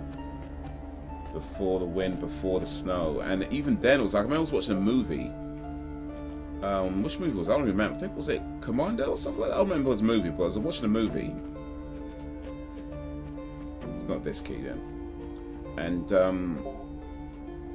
I just couldn't. I mean, it's just a decent enough movie, of course. I mean, it's Commando, like, you know, Commando, right? The old school movie. But it's just the fact that there was so many like ad breaks that you kind of forget what you're watching. Actually, no, I'm wrong. It wasn't Commando. It wasn't Commando. Commando was recorded. I remember my little brother recorded it, and I was just watching that recording. But there was. I remember a time I was watching a movie on TV, probably years ago. I'm sure now. But yeah, it was just so hard to get into because you got to sit through these ad breaks. And ad breaks are long. They're like 2, 3, 4, 5 minutes, 6 minutes, 7. They're just long, and they're like every like. It just felt like you're watching a movie for like a minute, and then there's like 10 minutes worth of ads, and he's like, dude, you forget what you're watching after a while. It's like, come on now. That's not it.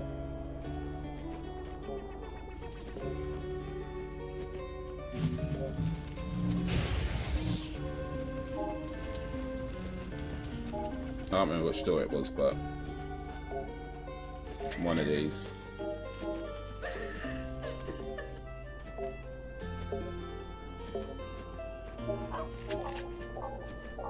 There we go. Tavern of the Happy Program.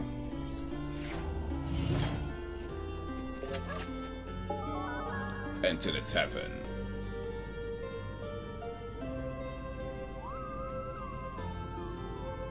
What's going on here? Saludos. How did you get in? A very regal French accent. The key was hidden in the insides of worm. You know what? Is it really worth putting that he's speaking a French accent, considering that I have to read it? Like, why would you put he says it in a French accent? Like, what? Do you know what I mean?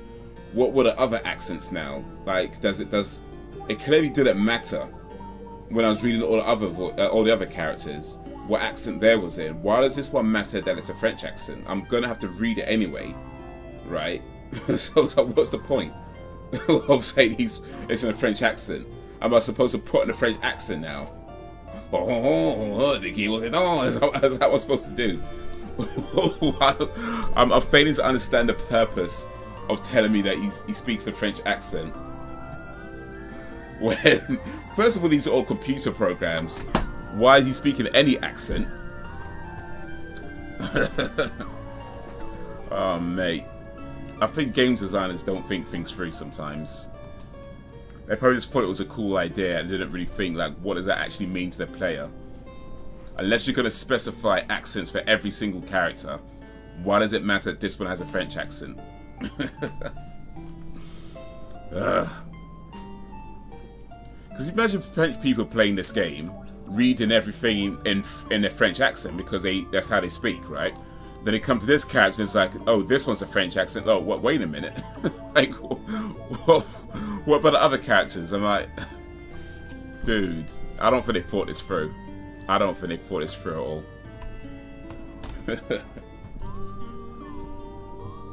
But hey.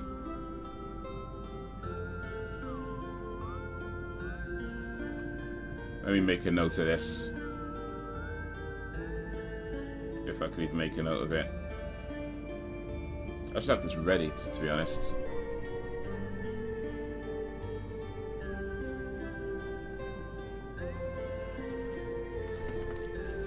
You can't have reached his hideout. He's hidden in a sinking blue house, devouring unsuspecting programs of the trichroma.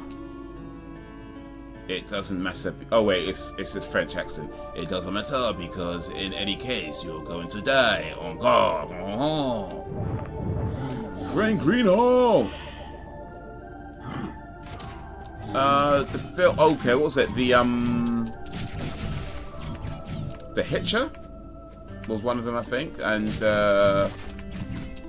what's the other one? I can't remember. The something, but no, I haven't seen them. Not yet. No. The Hitcher, I'd have to buy on DVD, and well,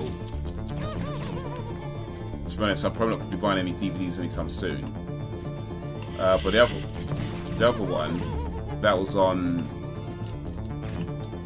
Well, I guess it's a royalty-free movie at this point, or a public domain movie. But yeah, I'll try and get to that. Soul Survivor, that's the one, yeah. It is actually written down on my thing. I don't know if you can see, but I do have a board here. So I wrote them down on, if you can even see it. So it is written down. So yeah, not forgotten. Well, kind of did, because I forgot to look up. I forgot to look up for a second. I was trying to remember what the name of the movie was. But yeah, it is there. It is written down.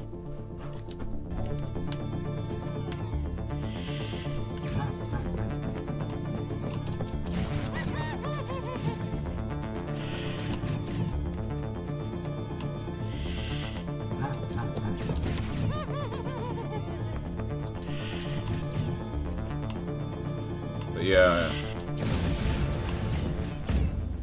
I want to do, maybe, hopefully soon, but I want to try and do like a reaction to Soul Survivor.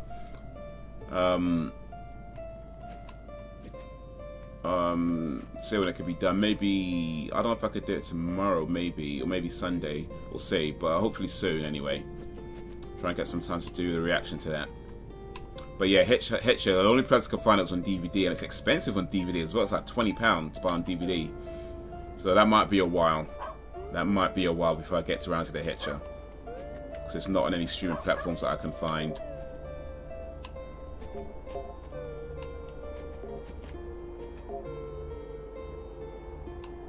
Wait, what's going on?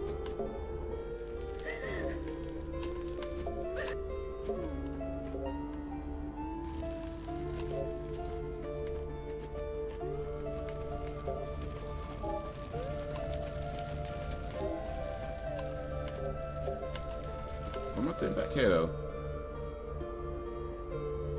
I swear I just got to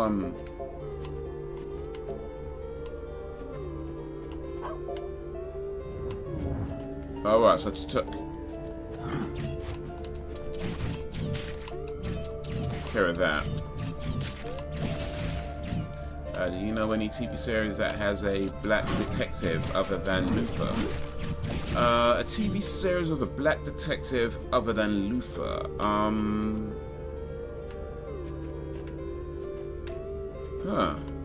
not sure I do, you know. I mean, I'm sure there's others. I'm sure there are others. I'm not sure I could think of one right now. Luther is excellent, by the way. I'm sure you know, but Luther was really good. If anybody doesn't know about Luther I think is on Netflix actually. If you got Netflix, then yeah, definitely check out Luther. True Detective, okay.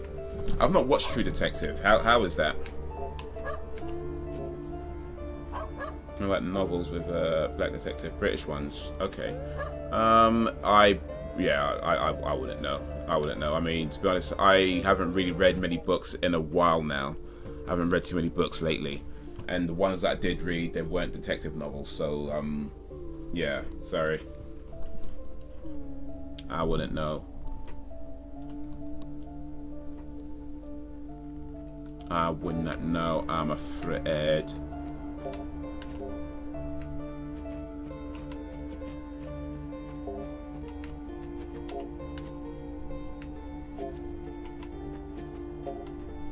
I wouldn't know.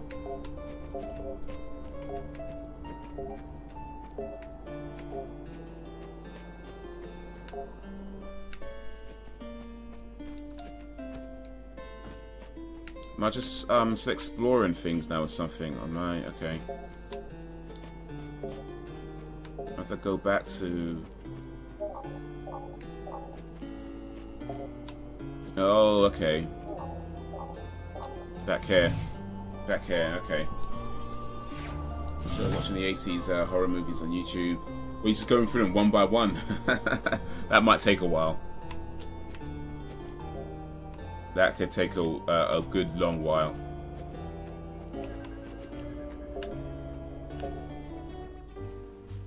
The Bar of the Thirsty Horseman. They've got some weird names here. At last, someone's come to rescue me. A stallion program with a strange accent locked us up. Its linguistic code had dozens of errors in it. First, a soldier from the King's Guard came in. I was delighted. I thought, someone from the King's Court has come to see me. But then, that small but evil stallion appeared. He locks the soldier up in my storeroom, and I heard another awful creature attacking him. Then I heard no more. The stallion left me shut away and laughing, promised he'd be back to have some fun with me. Really? I don't think you thought that one through. I don't think you thought that text through and how it would sound, but okay. You should go into the storeroom and find out what's happened to that poor soldier. I should have listened to my cousin and gone with him to work in the bar that's opened in the capital of the Digital Kingdom. I'm watching a weird one called Julie Darling. I mean, it's from the 80s. I mean, you don't have to specify it's weird. It's from the 80s. So, once you already said it's an 80s movie, especially an 80s horror movie, I naturally assume it's weird. Like, that's just kind of how they were. Eat Coda. Yo. Rest in force. So 1983, about a teenage girl in love with her widowed father, who kills any woman who tries to get close to him. To be fair, that's actually weird for even 80 standards, actually. So yeah, fair enough. Fair enough. That's weird even for 80 standards.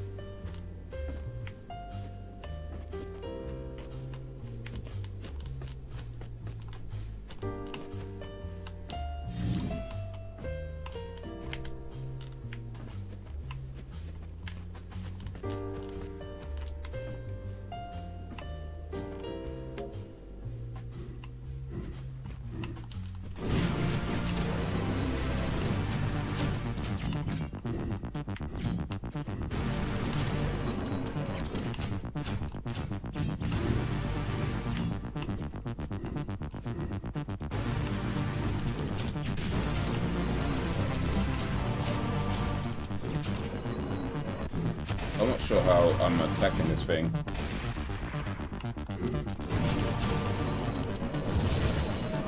Yeah, I'm not sure how I'm actually attacking this thing. Because if I get too close, he comes out and hits me before I can hit him.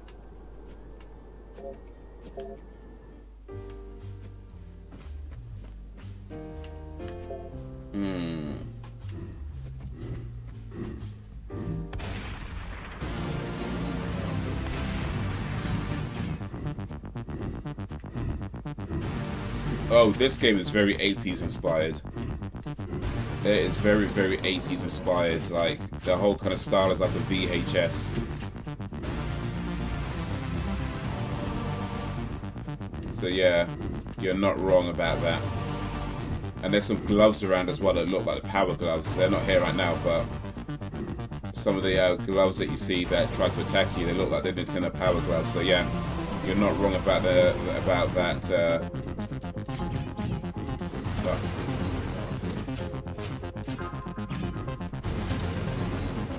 I'm not supposed to attack this thing though.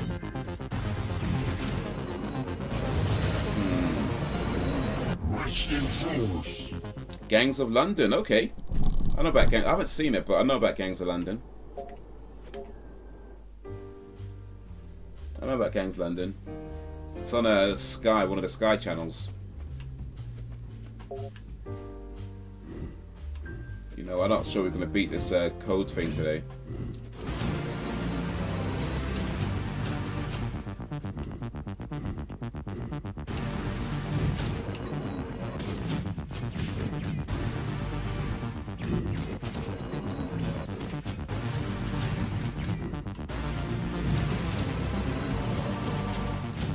I'm not sure. I mean, I don't know.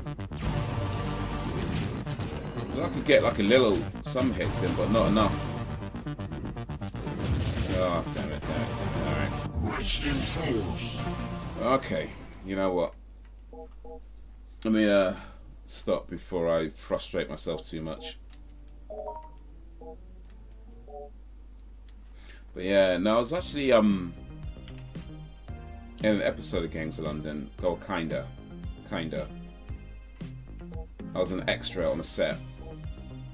And I haven't actually, I don't know which episode it is because I've never actually watched it, but my friend sent me the screen clip where you see me in the background. I think it's like this first or second episode or something. I really don't know because I've never watched it. But yeah, I got to be an extra on that set for that. So yeah, I know about Gangs of London.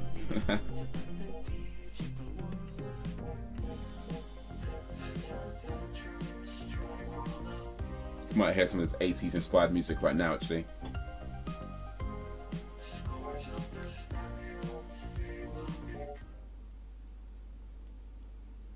Well.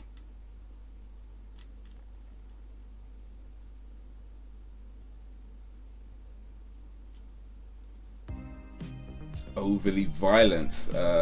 Okay, cool. Maybe I should watch it. Yeah, we got paid. I'm part of an agency, an extras agency that finds work for that sort of thing. So I've done a few TV shows, movies, and things like that. But yeah, you get paid for it. It's pretty cool work though. It's really cool work because you get to be on set. You sometimes, you don't always get to meet like the big stars. For the most part, you don't. But every now and then, they might come chat with you. But yeah, you get to see how the film is made. You get to learn a lot about filmmaking and what goes into it. It's just overall a cool experience, and also just like you get to meet other people in other extras. And oftentimes you find that extras are people who they're not just extras. They are doing other things as well. So it's really cool to network and meet people doing various cool things. But yeah, you get paid. You got to get paid. You got to get that money. You got to get that dough.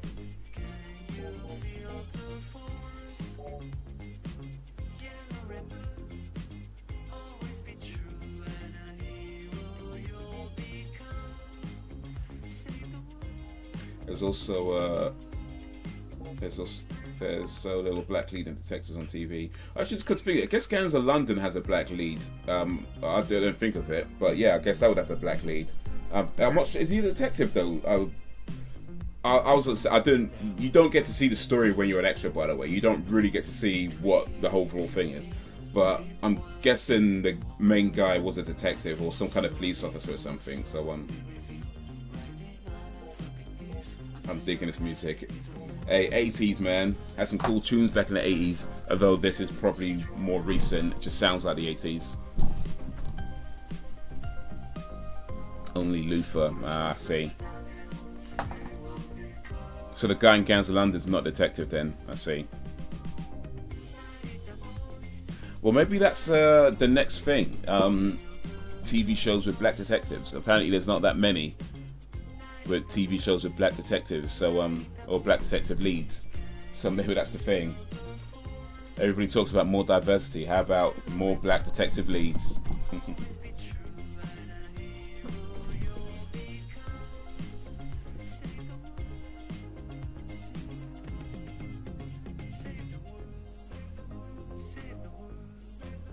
Save the world, save the world. Ugh. This music is pretty cool though. You know what? Let me check something. I'm gonna search black lead detectives on Google.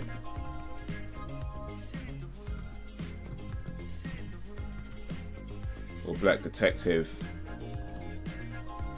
TV series.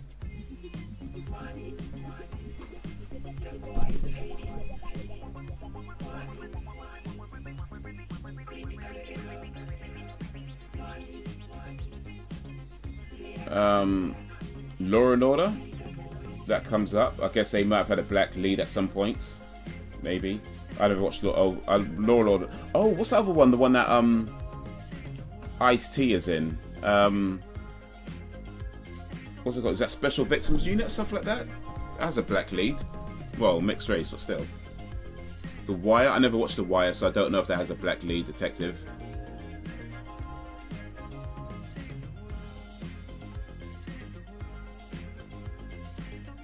There's one called Black Spot, Dark. I've never watched some of these, so I don't know. How to Get Away with Murder.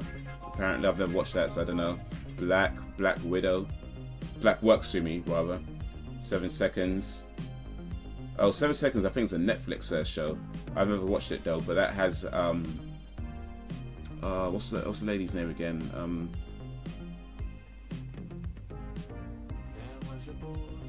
Oh, forgotten her name, man. Gabrielle Union, is it? No.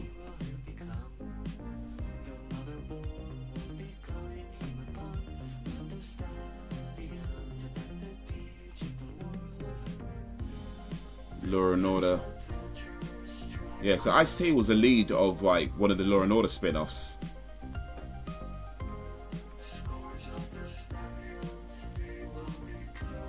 Regina King's what I'm thinking of. My bad.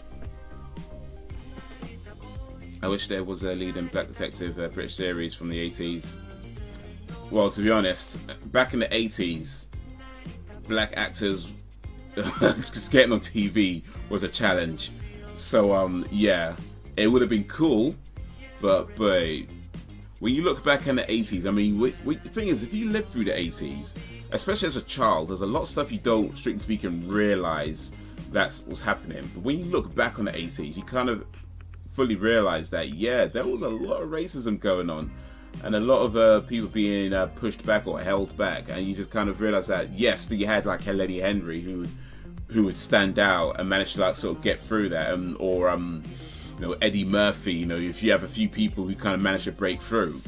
But there's so many other people who just didn't really get that far, or, you know, never really got further than, say, I don't know, co-star or something. And not to say that that's a bad career, it's not, but it's just, you kind of realize that a lot of people were held back, you know, in favor of, say, fairer skinned. And it's like, okay, I realize that now, and it's kind of crazy to kind of look back at it, because you don't see it as a child, you don't see what's going on. It's only kind of when you look back and think, actually, yeah, maybe these guys were right about these things, but you can't change the past, but you can learn from it.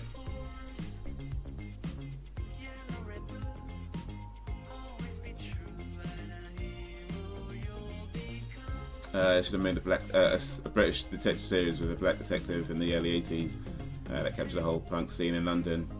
Well, shoulda, coulda, woulda at this point, isn't it? It's like, yeah, should have, they could have, but they didn't. They didn't. Oh well. Maybe there could be one now. Maybe. But it does seem there's a few I mean, like I say, a lot of these results that came up I've not seen. I don't really watch a whole lot of TV these days, so I don't want to speak on them. But at least as far as a Google search goes, at least there seems to be quite a few series that have a black lead detective. So it's not an untapped thing.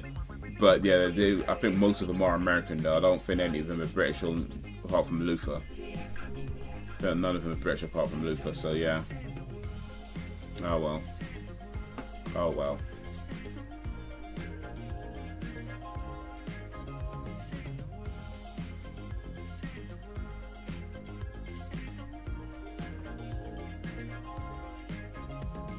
That wouldn't be offensive if they made it now. And it was about the 80s. I mean, it could be. I mean, if you look at shows like Stranger Things, which is set in the 80s, I feel like that's a pretty faithful 80s show. Even though it's being made now, it holds up the 80s very well. So yeah, I think it can be done. I mean, sure, it won't be an 80s show because it's being made now, but the style, everything, you could recreate that. I mean, look at this game, for example. This is a recent game. This is not an old game. So this game came out a few weeks ago. It's a new game, and it's very much made in that 80s style. So it's not that these things can't be done. It absolutely can be done. And this is not the only example. So yeah, I feel like you can make an authentic 80s show now.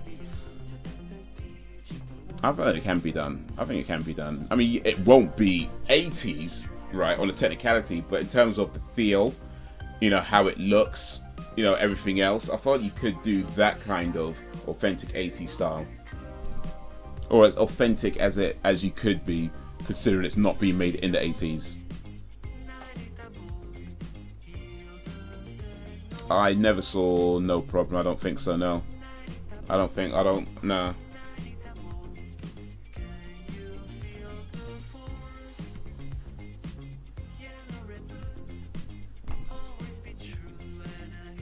No Problem, 1983 sitcom, The Powell Family. That was a Channel 4 sitcom that ran from 1983 to 1985, created by the Black Theatre Cooperative.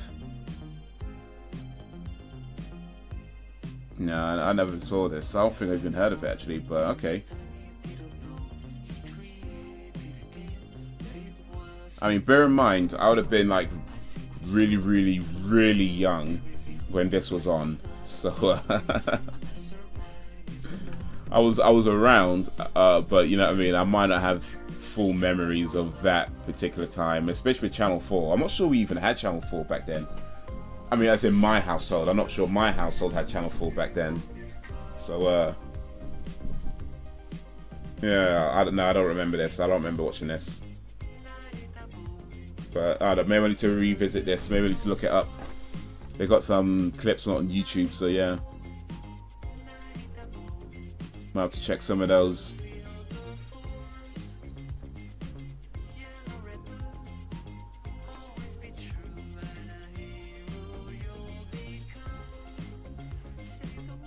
Save the world. Big up for the likes over on YouTube. Appreciate that, man.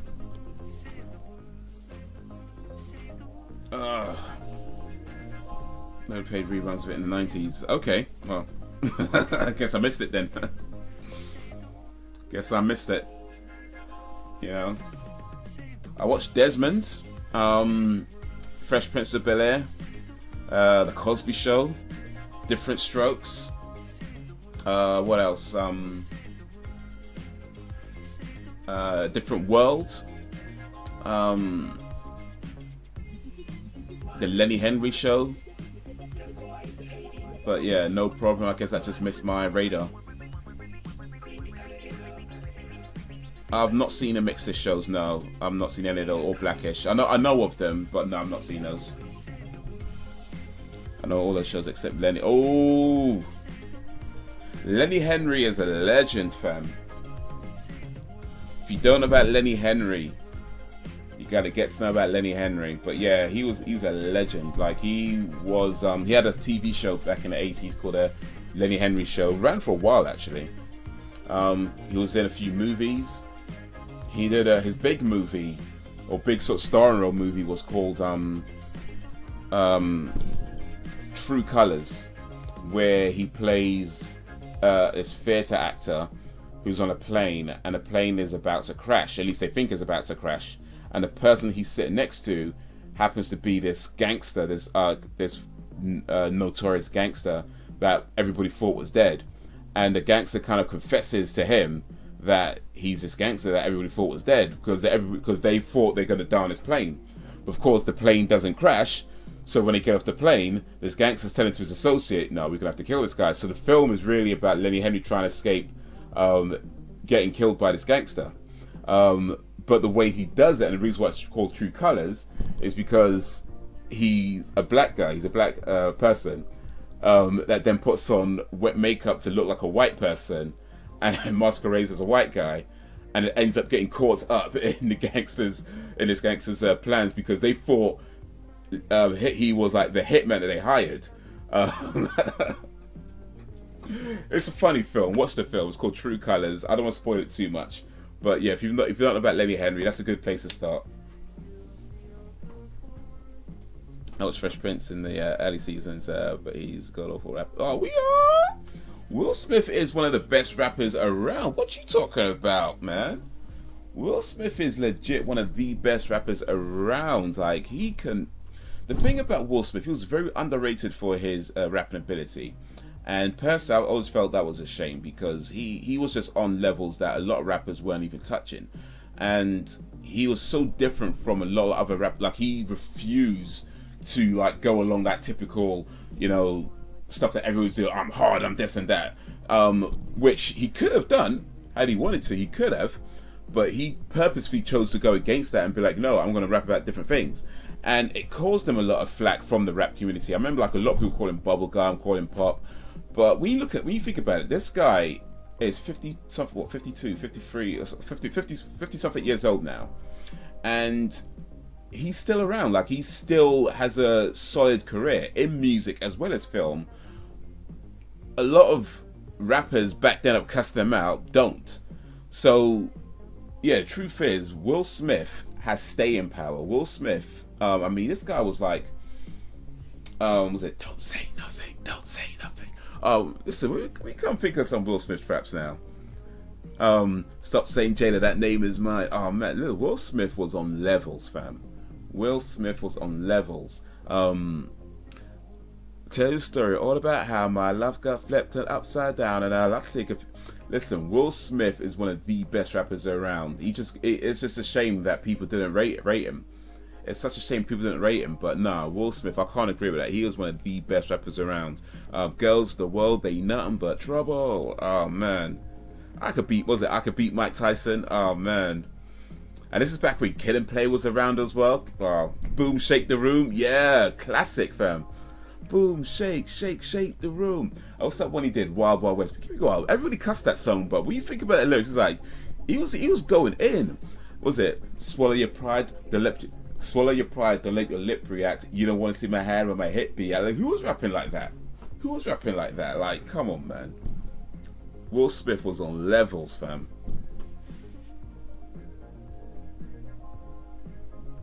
Disagree. Will Smith, yeah, pretty good. Just more clean, but compared to most. I remember his last album, Lost and Found. Oh, that was a great album, man. That was a great album. They did a poll of 50 worst rap songs, and he made top 5. You know what? Nah, I can't agree with that. Can't agree with that. I mean, the fact that you look at a lot of rappers of the 80s and 90s, and a lot of them don't have careers anymore. Will Smith does. You know what I mean? Will Smith does. And not just in movies, in music as well. Like, he pulled out some stuff with his son Jaden not that long ago. Granted, he's not doing as much music now, but he's still doing music. He did some stuff with Bad Bunny not that long ago. You know, he did. What's the guy? I can't remember his name right now, but he did a song. There was he made the guy who made a Will Smith tribute. I can't remember his name. Lucas, something Lucas. Jordan Lucas did a song with him not that long ago. Will Smith has staying power. So who are these people saying he's the worst rapper? How can you be the worst rapper and have a career spanning, you know, something like, what, 30 years? Man has a career spanning 30 years. How many rappers can say that? And they want to call him the worst rapper? Really? Come on now. That don't make no sense. That doesn't add up. You can't have a career spanning 30 years if you're the worst rapper. It doesn't add up. Clearly, people like his music. Clearly, people like what he's doing. Otherwise, he wouldn't still be relevant. MC was considered a bad rapper too, but it's only because they appeal to a larger audience. MC rappers also. MC Hammer was, yeah, he was cool, man. He was cool. He had his big hit, of course, was You Can't Touch This. That was his massive hit. After that, he had a few decent tracks, had a few decent hits, but I think that was by far, not even I think, I know that was by far his biggest hit. But yeah, I think he had money troubles in the end, and that kind of caught up with him, which is a shame because, yeah, MC Hammer. I think he was in debt or something like that, and that just ended up catching up with him, which is such a shame, man. Such a shame. Tricky, British rapper called Tricky. Not particularly. I don't know, it sounds familiar. Let me see. Tricky. British rapper.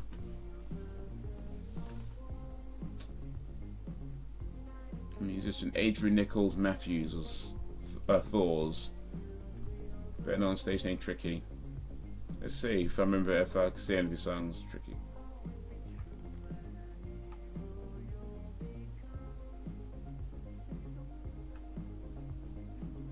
Okay. Right, yeah. I think he did some stuff with Massive Attack by the looks of it.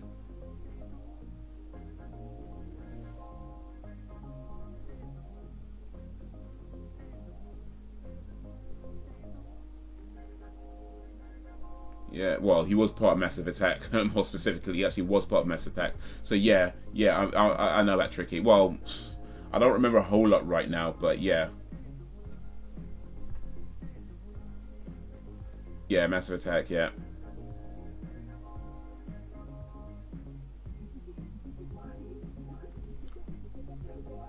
That song with Most Def and Massive Attack, the one, it was on the Blade soundtrack. Eye against eye, flesh of my flesh and mind of my mind. One of two of a kind, but one won't survive. My images reflect in the enemy's eyes, and the images reflect in mine at the same time. Eye. Oh, that's so. Oh. Also, which is Bjork and Nene Cherry. Okay, nice. Yeah, Nene Cherry is another legend right there as well. Well, Bjork as well, actually. Some legendary musicians, man. Damn.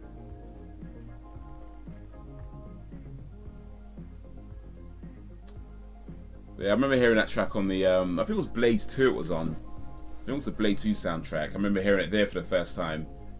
And it's like, yo. This is sick. Call it trip hop, which is a dumb term, I think. Trip hop. I mean, it don't matter what you call it. It matters what it does. A rose by any other name will still smell as sweet. So.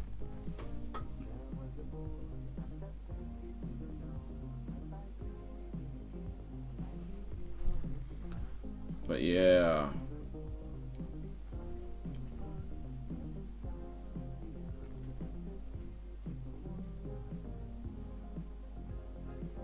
Oh, you know what?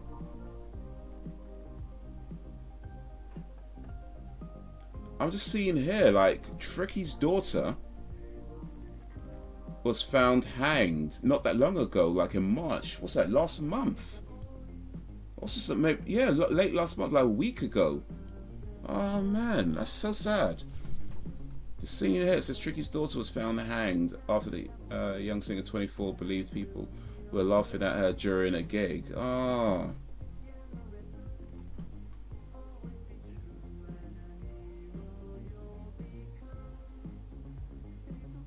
Oh wait, when did this happen? Because this says March 21, 2021. But I think Storm actually might have died a while ago. Might have been a couple of years ago, I think, actually. I mean, it's still sad nonetheless, but I don't know, I think some of these dates might be off.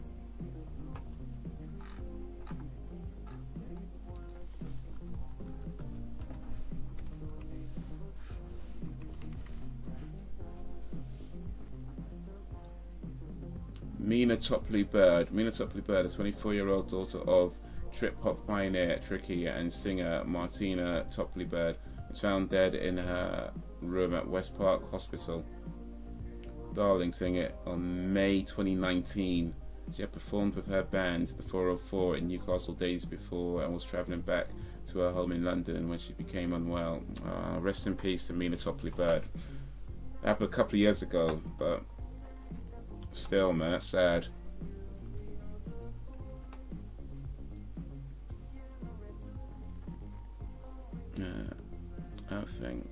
I don't know that his girlfriend is the mother, and she sang on his first 3 albums. Yeah, that's Martina. Oh, man, DMX passed away today. You guys hear that? You guys hear that news? DMX passed away. It was when I woke up this morning, I saw some stuff on Twitter where people were saying "Rest in peace, DMX," but then it was like kind of quickly being shown that he hadn't actually passed away. But maybe some people kind of jumped the gun a little bit, and then it kind of spread without afterwards. But then, yeah, maybe just a few hours ago when I saw that it was actually being confirmed, DMX. legendary rapper DMX. Y'all better know about DMX. Because his dumbass friend had posted his business. And then media can't wait to be the first to post about it, so they didn't wait to confirm. Yeah, I think like somebody posted, because that's what I saw as well. Like somebody posted something saying "Rest in peace, DMX," and you know it kind of just ran from there. And I know Rock tweeted something about it, but then had deleted it because I guess he saw that news, and then people were thinking that he passed, and then this wasn't actually confirmed. But yeah, you're right. I feel like sometimes with media outlets, they're just so concerned about being first, they don't bother to check to make sure that the news they're reporting is correct, so you know it is actually right. So they're putting things out there, unconfirmed, unfounded, and that's like, especially the day when he does end up passing away, and it's like, man, it's just unfortunate when, I mean, it's sad anyway, but it's just unfortunate that it happened in that order.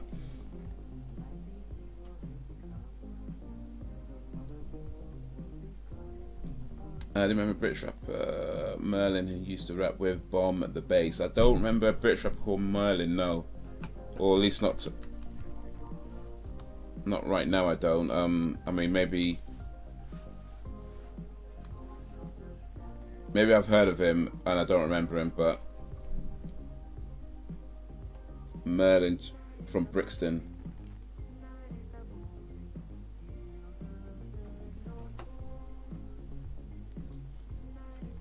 UK's violence in 9. Oh, this is old school. No, I wasn't listening to too much rap back then, to be honest. So no, I don't think I would have heard of him anyway. Back in 1991, I wasn't listening to a whole lot of rap. Like, I mean, all the big stuff, of course, like, you know, Vanilla Ice, MC Hammer, you know, that kind of thing, sure. But like the real popular stuff, especially like some of the American stuff that was really popular, I would have listened to. But a lot the UK rap, nah, I wasn't on the UK rap scene too much back then. So nah, I wouldn't have heard of him. So it's best to wait and confirm. Well, I did until I saw that shit's confirmed. I'm not believing it. Yeah, for real. Because when it comes to like tweeting these things out, it's like, yeah, of course you want to say something, right? Of course you want to say something, and you know, I think we all have, or at least a lot of us have some kind of connection to DMX, you know.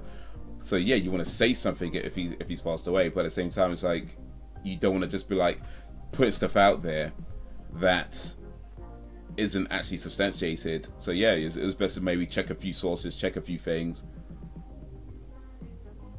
But unfortunately, it doesn't always happen that way. You know, unfortunately, not everybody does that. So sometimes people, and you know, I don't necessarily blame people for retweeting it, because especially if you see it's coming from a family member, you know what I mean, that you kind of feel that's somewhat confirmation enough when you see it's coming from a family member or a close friend. But yeah, it is, as we've now learned, that even when it comes from a family member or a close friend, it is still best to check a few things first.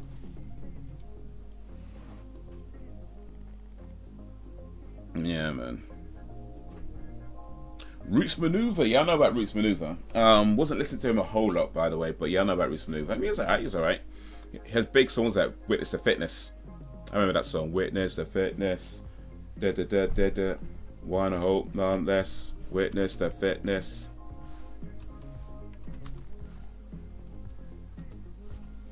When was that song though? That was a while back, wasn't it? That would have been 2001? Nah, was that 2001? Bro, I thought it was earlier than that. That was 2001, but yeah, I remember Roots Maneuver. Well, I remember this song anyway. I wasn't really following him that much, to be honest, but this song was big. Roots Maneuver, Witness the Fitness. That was a big tune back in the day, so yeah, I know that song. Yeah, I knew he wasn't going to pull through when they mentioned how messed up his brain was a few days after.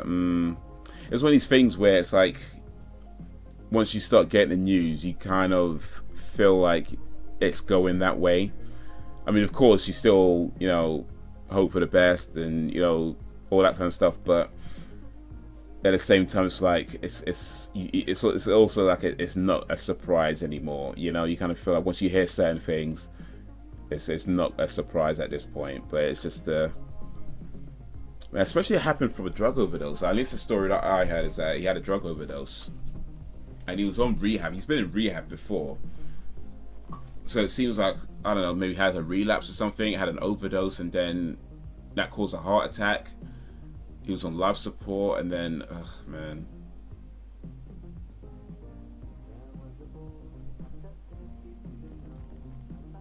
Early 90s, I was listening to a lot of R&B, mostly, I'll say a lot of American music, so a lot of R&B, soul, a little bit of hip-hop, but, you know, just again, like the more popular stuff.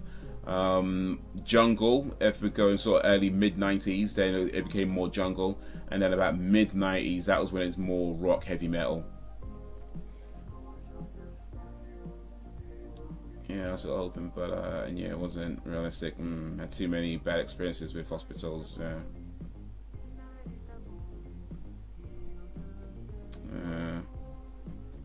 Pandemic, so what else? I thought it was over that with drug weapon and innocent. Didn't really, because it wasn't my thing, or at least his brand around. Yeah, it's easy to have an OD when you relapse because you go to the dosage that you're used to, but your brain isn't used to it anymore. Man,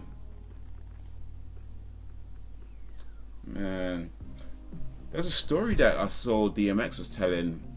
I actually saw it a while ago, but it got reposted recently, where he's telling a story about when he was 14 years old, he got tricked into doing crack. It was apparently somebody that he looked up to, somebody he pretty much saw as kind of like a father figure to him, that tricked him into smoking something that he didn't realize was laced with crack. At 14 years old, it's crazy. Like someone that you look up to, someone that you love like a dad, like someone that you love like a father would do that to you. That's crazy, man. Some cruel people in this world, man. It's like, man. Ultra Nate. I don't remember Ultra Nate, no. Jungle. Goldie wasn't more. Was it Goldie? No, I wouldn't say Goldie was Jungle. Ronnie Size was more drum and bass. Jungle, I'm talking more like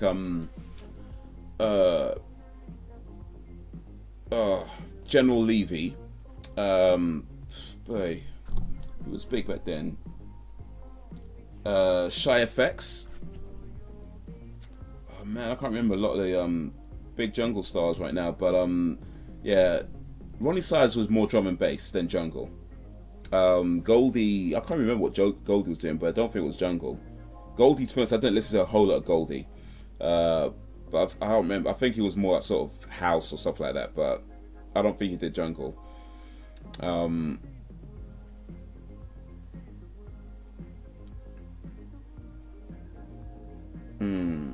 Yeah, Goldie I didn't listen to a whole lot, so I really can't remember. I don't think it was jungle.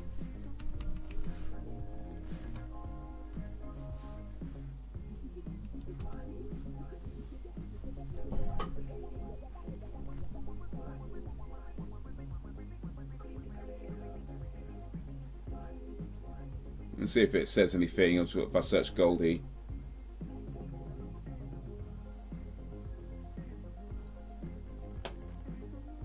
Okay, apparently he did do jungle. Okay, apparently he did do jungle. Maybe the stuff that I heard wasn't jungle stuff, but apparently he did do jungle. According to this, it says that he's actually playing a musician role in the 1990s UK jungle, drum and bass and breakout hardcore. So, okay, apparently he did do jungle. But like I said, I wasn't listening to a lot of Goldie, so I guess the stuff that I heard maybe wasn't jungle, but apparently he did do jungle. So yeah.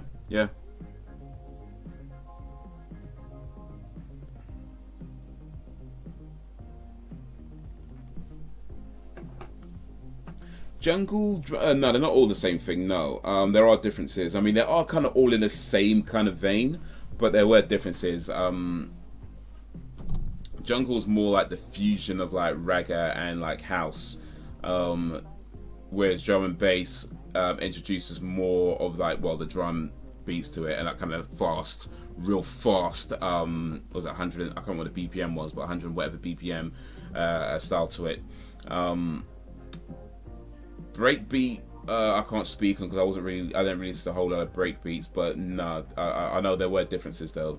But yeah, jungle, drum and bass, they're similar kind of veins, but they're not the same thing.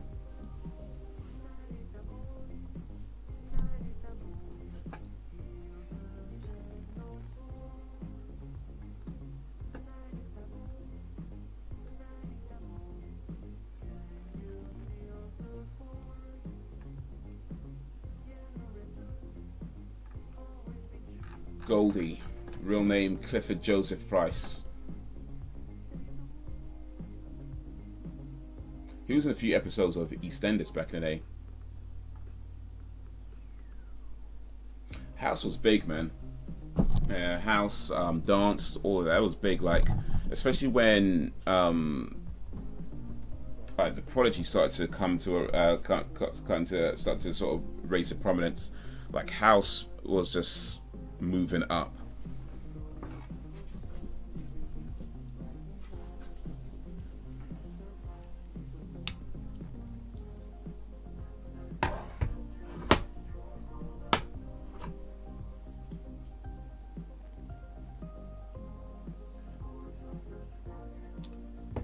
Goldie.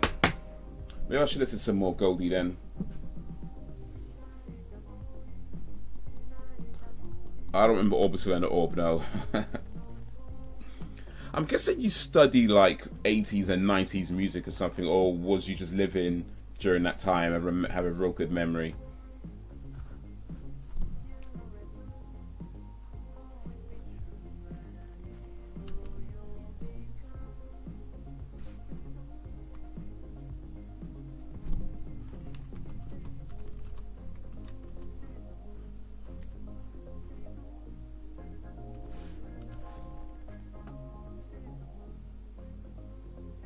Just like studying 80s movies and 80s and 90s movies and music. No, I listen to it and okay. Yeah, I mean a lot of stuff. I mean, a lot of bands you mentioned. I mean, like that. Yeah, they would have been around, but just going off the top of my head, to be honest, I wouldn't remember most of them, especially on the British scene, because, like I said, most of what I was listening to back then was on more on the American side. So yeah, a lot of the British artists like Goldie, like I've heard of him, and I guess I would have heard some of his stuff, but the fact that I didn't even realize he did jungle, because I haven't heard that much of his stuff to know that he even did jungle, is like, yeah, I wasn't listening to a lot of what was going on at that time. I was mostly listening. I was listening to like Brandy. I was listening to Monica. Came up a little bit afterwards. Who else? But I can't remember right now. Paula Abdul. Man, I can't remember a lot of them, but yeah, it was mostly American R&B, so early 90s. Blur and Oasis came a bit later, but yeah, they were big. And Suede as well, yeah, not as big, but still pretty big. Blur and Oasis kind of had this whole thing about, wait, they didn't have it, their fans had this whole thing about Blur versus Oasis. You either a Blur fan or an Oasis fan. I don't think they cared all too much about it. I mean, they just made their music. But that was a big thing. Battle of the bands, you either a Blur fan or you're an Oasis fan. In the end, it doesn't really matter, you know, like it's whatever. You can like what you like both, like one, like, you know what I mean? It's not that big, it's not that deep. But, you know, that's how it was back then. But I would say that back then, I was probably listening to more Blur than Oasis. And even then, I didn't listen to a lot of Blur. But Oasis definitely has a few bangers. Like Wonderwall was a massive hit, and some other tracks as well. So yeah, big up Oasis, big up Blur, man. They did their thing back in the day. And Blur, I mean, Damon Albarn, he does stuff with the Gorillaz now. So Blur's not still around, but Damon Albarn's still producing music just under a different name. And Oasis, like the Gallaghers, I think they're still putting out music as well. Noel Gallagher, I think, still putting out music. I'm not sure about Liam Gallagher. But they were constantly getting into fights and stuff. You always hear it on the news, like Noel and Liam getting into another fight, and it's like, oh, really? And then again, come on, man. But yeah, egos and pride. All American R&B. I only remember British R&B. Eternal. Oh, I can't remember Eternal. I remember Eternal. Unfortunately, they didn't last for eternity, but yeah, I remember them.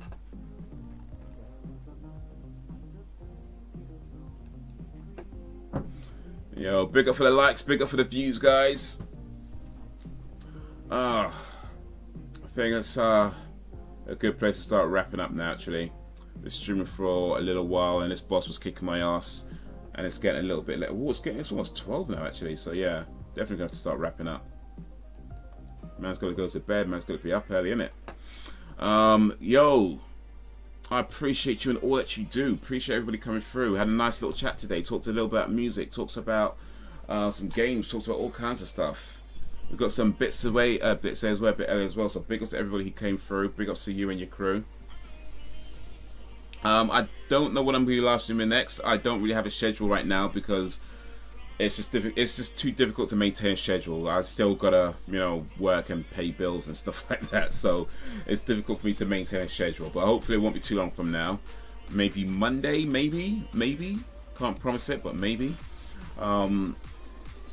But yeah, make sure you got the notifications turned on. Make sure you got like all that, notifications. I do post videos on a regular basis as well, so look out for new videos to come. Check out my other channels as well. I've got 2 other channels. So I've got this channel where we do live streams, reactions, vlogs. Then I've got Haze's Movie Room, where I talk more about movies and video games in a bit more detail. And then I've got Haze Hilarious, where we do some comedy. So comedy sketches and things like that. So yeah, check them all out, man. Links in the description, or links in the panels if you're on Twitch. Next one, 74 news. I probably wouldn't have seen them by then, but we'll see. And like I say, I'll try and get some time this weekend if I can. But yeah, again, I can't make promises. It's difficult to make promises about certain things, but I do have them written down, so we'll see. Yo, big up Sweet Bunday, big up Ken Greenhall, big up everybody who come through today.